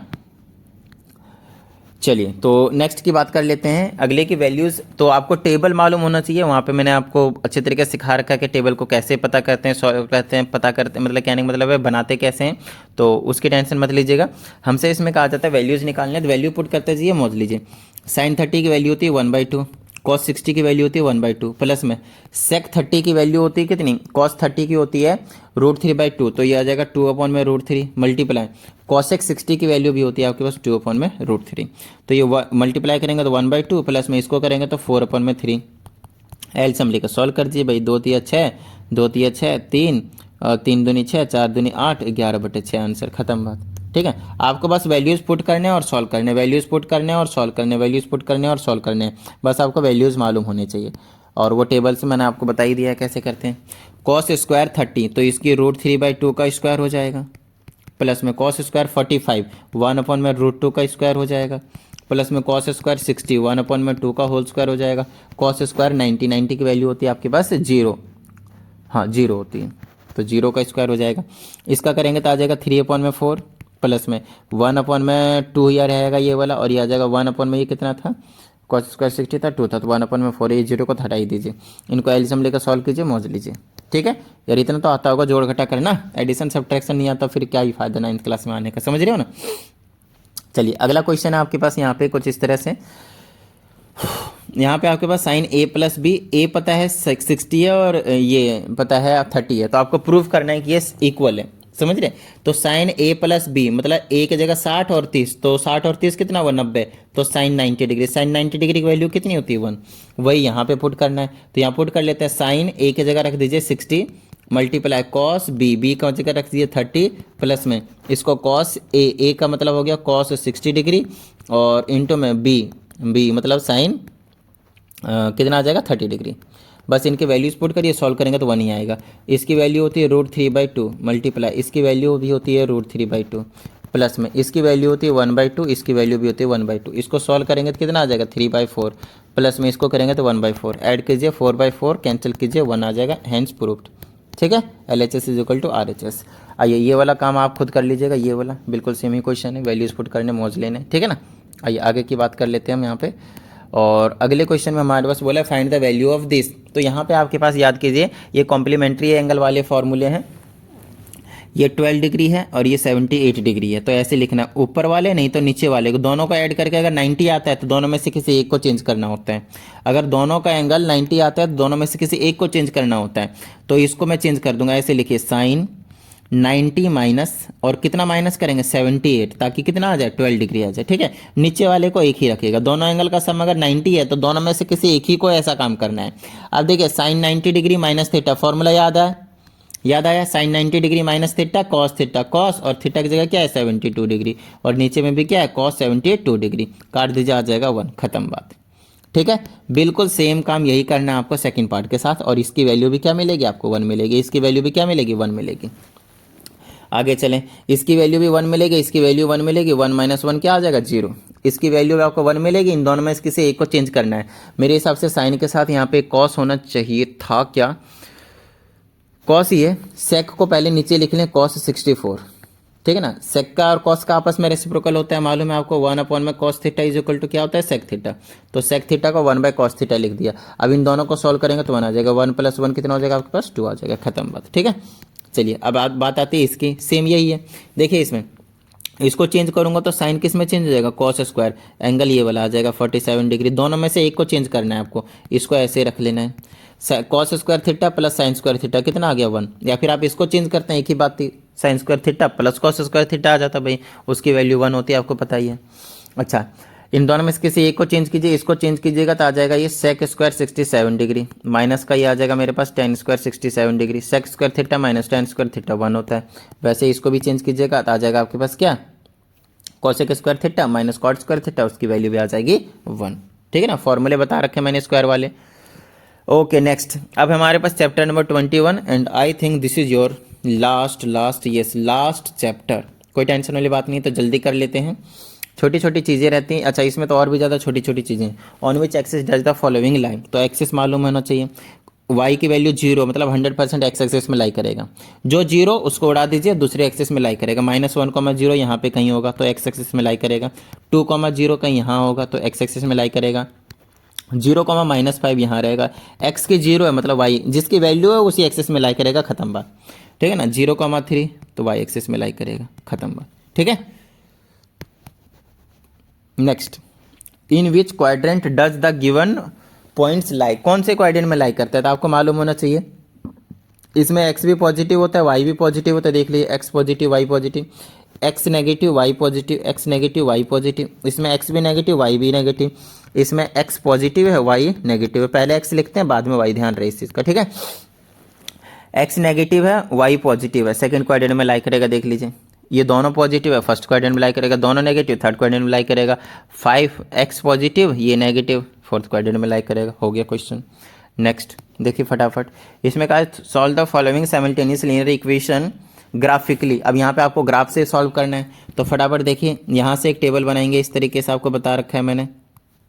यहाँ पे x लिखेंगे, यहाँ पे y लिखेंगे। x की वैल्यू 0 पुट कीजिए, y की कितनी आ गई 2, y की 0 पुट कीजिए, x की कितनी आ गई 2। यहाँ से भी एक टेबल बनाइए,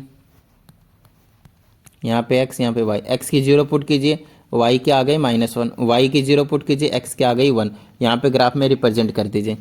ये वाला एक पॉइंट हुआ 0,2, तो 0,2 कहाँ पे आ जाएगा, ये रहा 0,2। x की 0 y की 2 और एक है 2,0, वो x में आ जाएगा 2,0। इन दोनों से हम ज्वाइन कर दीजिए।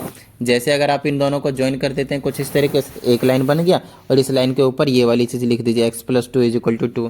ठीक है ना, x + y = 2। और दूसरा है इसका, तो 0,-1 यहाँ पे कहीं आ जाएगा 0,-1। दूसरा 0, क्या है, सॉरी, हाँ यही है, सही बात है 0,1। ये कैसे हो सकता है, यहाँ पे मैंने कुछ गड़बड़ कर दिया है, थोड़ा सा देख लेते हैं। ठीक है, x का 0 पुट किया, y का -1 आ गया। y का 0 पुट करेंगे तो ये नीचे आएगा, x का 1 आएगा। ठीक है, ये आपके पास 1,0 रहेगा और इसको ऐसे यहाँ पे कर दीजिए, ये 1,0। बस इस लाइन पे लिख दीजिए x - 1 = 1। इस तरह से आपको इसको भी और इसको भी सॉल्व कर लेना। इनको पहले स्टैंडर्ड फॉर्म में ला लीजिएगा या फिर कैसे भी कर लीजिए, कोई टेंशन वाली बात नहीं है। x की 0 लेनी है और y की निकाल देनी है। पहला पॉइंट तैयार है, उसे देख लीजिए और 2 पॉइंट मिनिमम होने चाहिए। 2 से आप ज़्यादा पॉइंट भी ले सकते हैं, बट 2 इज ये मिनिमम रिक्वायरमेंट, ठीक है। नेक्स्ट है डिस्टेंस निकालना है। तो डिस्टेंस फार्मूला आपको मालूम होना चाहिए, बड़ी ही छोटी सी चीज़ है डिस्टेंस फार्मूला। तो मान लीजिए आपके पास 2 पॉइंट है, जैसे ये है और ये है, तो ए और बी इन दोनों के बीच का डिस्टेंस फार्मूला जो होता है वो होता है आपके पास x2 माइनस x1 का होल स्क्वायर प्लस में y2 माइनस y1 का होल स्क्वायर, ठीक है। Okay great. अब यहाँ पे देखिए ये वाला होता है x1, ये y1, पहला पॉइंट x1 y1, दूसरा पॉइंट x2 y2। तो x2 माइनस x1 मतलब -3 -5, तो -3 में माइनस कर दिया, इसका कितना है 5 है, और इसका होल स्क्वायर हो गया, प्लस में अंडर रूट में चलता आएगा। y2 माइनस y1, y2 की जगह 0 है, बीच में माइनस है, और y1 की जगह -6 है, तो प्लस का 6 बनाएगा। इसको प्रॉपर ध्यान रखना है, यहीं पे बच्चे मिस्टेक करते हैं, ठीक है ना। तो ए बी डिस्टेंस हो गया, तो ये आ गया -8 का स्क्वायर, प्रॉपर तरीके सॉल्व करना, और ये हो गया 6 का स्क्वायर। आगे देखिए ये आ गया ए बी, तो अंडर रूट में आ जाएगा -8 का स्क्वायर कितना होता है, -8 मल्टीप्लाई -8, माइनस माइनस कैंसिल होता है मल्टीप्लाई में, तो 64 आया प्लस का, और ये आ गया 36। तो ये आ गया अंडर रूट में 100, अंडर रूट 100 का मतलब हो गया 10। तो ये जो डिस्टेंस आ गया ए और बी का बीच का हो गया 10, ठीक है। आइए दूसरा डिस्टेंस निकालना सिखा देते हैं आपको। तो बहुत अच्छे तरीके से समझिएगा, बहुत ही अच्छे तरीके से, बहुत ज़्यादा इंपॉर्टेंट क्वेश्चन है। और ये 5वां और 6ठा तो 100% आपके पेपर में आएगा ही आएगा, कोई नहीं रोक सकता, ठीक है ना। ये जो क्वेश्चन नंबर 5 है और क्वेश्चन नंबर 6, इन दोनों में से एक तो फिक्स ही है 100%, ठीक है। नेक्स्ट, या फिर इसके जगह रोम्बस के जगह ज़्यादा से ज़्यादा स्क्वायर कर देगा, रेक्टेंगल कर देगा, और कुछ नहीं, ठीक है ना। ओके, तो यहाँ ए है, यहाँ पे हमारे पास बी है, तो अंडर रूट निकालते हैं। तो यहाँ पे फॉर्मूला लगाएंगे तो x2 माइनस x1, तो 0 माइनस 3 का होल स्क्वायर प्लस में 4 माइनस 0 y2 माइनस y1 का, समझ रहे हो, फॉर्मूला लगा दिया मैंने डायरेक्टली। तो p और q के बीच का डिस्टेंस निकल जाएगा मेरे पास। यहाँ बचेगा -3 का स्क्वायर जो कि 9 आएगा, और ये बचेगा 4 का स्क्वायर 16 आएगा, तो अंडर रूट 25 जो कि 5 दे देगा हमारे पास, खत्म बात। इस तरह से आपको डिस्टेंस निकाल लेना है, ठीक है। आई होप आपको डिस्टेंस निकालना आया होगा, क्योंकि जब तक आप डिस्टेंस निकालना नहीं सीखेंगे ना भाई साहब, आप क्वेश्चन नंबर 5 और क्वेश्चन नंबर 6 तो कर ही नहीं सकते, क्योंकि डिस्टेंस पे ये वेस्ट क्वेश्चन है, सिर्फ एक छोटा सा एक्स्ट्रा कंसेप्ट है इसमें, और कुछ भी नहीं है, ठीक है ना। तो इसमें कहा जाता है so that the points A B and C are the vertices of an isosceles triangle. तो यहाँ पे आपको क्या करना है, ऐसे मान लीजिए, ऐसे बना लीजिए, यहाँ ए है, यहाँ बी है, यहाँ पे सी है, ठीक है ना। ये वाला पॉइंट कितना है 5 माइनस का 6, ठीक है। ये वाला पॉइंट कितना है -3,0, और ये वाला पॉइंट कितना है -1,2। तो अब आपको टेंशन ही नहीं लेना भाई, मैं आपको बताता हूँ आइसोसेलेस ट्रायंगल क्या होता है, जिसके 2 साइड इक्वल होते हैं। अब 2 साइड कोई सा भी हो सकता है, मान लीजिए ये और ये इक्वल हो, कोई सा, या फिर हो सकता है ये वाला साइड के साथ ये इक्वल हो सकता है इसके साथ ये इक्वल हो, मतलब कोई सा भी 2 इक्वल हो सकते हैं। तो आपको क्या करना है, पहले निकालना है ए से लेकर बी तक का डिस्टेंस, मतलब ये वाला साइड का डिस्टेंस, फिर निकालना है बी से लेकर सी तक का डिस्टेंस। दिख रहा है, ए और बी निकालेंगे तो ये दोनों पॉइंट लेंगे, बी और सी निकालेंगे तो ये वाला और ये वाला पॉइंट ले लेंगे, और जब ए और सी निकालेंगे तो ये और ये वाला पॉइंट ले लेंगे, ठीक है ना। अब ए सी निकाल दीजिए, क्या आपको तीनों साइड पता चल गए, तीनों साइड का जो डिस्टेंस पता चल जाएगा तो वो उनकी लेंथ होगी भाई। अब आपको बता दूं, इन चेक कर लेना क्या 2 इक्वल है, अगर 2 इक्वल होंगे तो बोल देना आइसोसेलेस ट्रायंगल है, खत्म बात, और कुछ नहीं, ठीक है। तो ये काम कर लोगे, बड़ी छोटी सी चीज़ थी। मेन चीज़ है डिस्टेंस निकालना आना चाहिए, उसके बाद एक छोटा सा कंसेप्ट चाहिए इनको प्रूव करने के लिए, और कुछ नहीं। नेक्स्ट है, हमें बोला ए बी सी डी आपके पास 4 है, तो अभी रोम्बस है, तो कोई सा भी एक रैंडमली क्वाड्रिलेटर ले लीजिए। ए बी सी डी आपको मालूम है, आपकी बार जब क्वाड्रिलेटर आता है तो यहाँ पे आपको 4 चीज़ें निकालनी होती है, ए बी फिर बी सी फिर सी डी और फिर ए डी, ये 4 चीज़ें निकालनी है। अब रोम्बस की एक कंडीशन होती है, उस कंडीशन को सेटिस्फाई करना है आपको, ठीक है ना, उस कंडीशन को सेटिस्फाई करना है। जब ए बी निकालेंगे तो ये और ये पॉइंट लेंगे, बी सी निकालेंगे तो ये और ये पॉइंट लेंगे, जब सी डी निकालेंगे तो ये और ये पॉइंट लेंगे, जब ए डी निकालेंगे तो ये और ये पॉइंट लेंगे। पॉइंट तो आपको पता चलिए कौन कौन से लेने हैं, आप ये चारों डिस्टेंस भी निकाल देंगे। ध्यान रहे ये चारों डिस्टेंस इक्वल आएंगे, 100% आएंगे, क्योंकि रोम्बस की कंडीशन होती है चारों साइड इक्वल होते हैं। ये तो मैंने वैसे रैंडमली बनाया है, बट आपको बता देता हूँ, चारों साइड रोम्बस की क्या होती है आपके पास, इक्वल ही इक्वल होने चाहिए। एक तो कंडीशन ये हुआ, लेकिन ध्यान रहे स्क्वायर के भी तो इक्वल होते हैं। आई हाय हाय हाय हाय हाय सर, तो अब क्या करेंगे हम, तो ज़्यादा टेंशन लेने की जरूरत नहीं है, ध्यान दो। अच्छा, तो ये चीज़ मैं बता देता हूँ, अभी टेंशन मत लीजिए। उससे पहले एक छोटी सी चीज़ बता देता हूँ, अगर आप लोगों को लगता है कि डाउट है, नो डाउट आप लोग सेंड करते हो, तो मैं आप लोगों को बताता भी हूँ। मगर फिर भी अगर आपसे लग रहा है कि ये नहीं हो रहा, वो नहीं हो रहा है, क्लास 10th में अभी आप 9th वाले बच्चे क्लास 10th में चले जाएंगे, है ना, और वहाँ पे आपको प्रॉब्लम आ सकती है, तो उसके लिए आप पर्सनल क्लास को भी प्रेफर दे सकते हो इफ़ यू नीड, है ना। किसी भी तरह का कोई भी फोर्स नहीं कि भैया लेना ही जरूरी है। अगर आपको यूट्यूब की वीडियो से बहुत अच्छे तरीके से समझ में आ रहा है प्लीज़ करते रहिए, डाउट मैं वैसे बता देता हूँ। फिर भी आपको लगता है मेरे से नहीं हो पा रहा है तो आप ऑनलाइन पर्सनल क्लास मेरे से ले सकते हैं, जो कि ध्यान रहे पेड रहेगा, क्योंकि पर्टिकुलरली मैं आपको 1 घंटे का टाइम दूंगा। हो सकता है अगर आपके में कोई ऐसे बच्चे हो जो ग्रुप बनाना चाहते हो तो ग्रुप बनवा दूंगा, उसकी कोई टेंशन वाली बात नहीं है, ठीक है ना। और चार्जेज होंगे तो चार्जेज उसके अकॉर्डिंग बता दिया जाएगा, आप टेंशन मत लीजिए। हाँ, तो मैं यहाँ पे ये कह रहा था कि अगर आपने चारों साइड को इक्वल प्रूफ कर दिया है फिर भी आप नहीं कह सकते कि ये रोम्बस है। क्यों? क्योंकि स्क्वायर के भी तो चारों साइड इक्वल होते हैं। तो क्या कंडीशन करें सर? तो ध्यान रहे इनके डायगोनल इक्वल नहीं होते, रोम्बस के इक्वल नहीं होते। तो आप ए और सी निकालेंगे, ये पहला डायगोनल, दूसरा निकालेंगे बी और डी। तो ए पॉइंट ले लेंगे, सी पॉइंट ले लेंगे, ए सी निकाल देंगे, बी पॉइंट ले लेंगे, डी पॉइंट ले लेंगे, बी डी पॉइंट निकाल देंगे। अगर ये दोनों इक्वल नहीं आया तो ये रोम्बस है, ध्यान रहे। और स्क्वायर के लिए दे देंगे तो क्या हो जाएगा? ए सी और बी डी इक्वल आएगा उसमें, तब जाकर वो स्क्वायर बना लेगा। तो स्क्वायर भी दिया जा सकता है। आगे इसमें मैं आपको चीज़ और बता देता हूँ, पैरेललोग्राम और रेक्टेंगल भी दिया जा सकता है। तो पैरेललोग्राम के फिर से वही ऑपोजिट साइड्स इक्वल आते हैं, ऑपोजिट साइड्स इक्वल आते हैं, दो साइड इक्वल आएंगे। और इसके भी वही होते हैं सेम, लेकिन डायगोनल इसका इक्वल नहीं होता है पैरेललोग्राम का, लेकिन रेक्टेंगल का इक्वल होता है। तो ये 4 क्वाड्रिलेटरल में से कोई सा 100% कोई ना कोई एक आपको दिया ही जाएगा, 2 इनमें और 2 यहाँ पे रोम्बस और स्क्वायर में से। क्या आप लोगों को इतनी सी बात समझ में आ गई? डन है।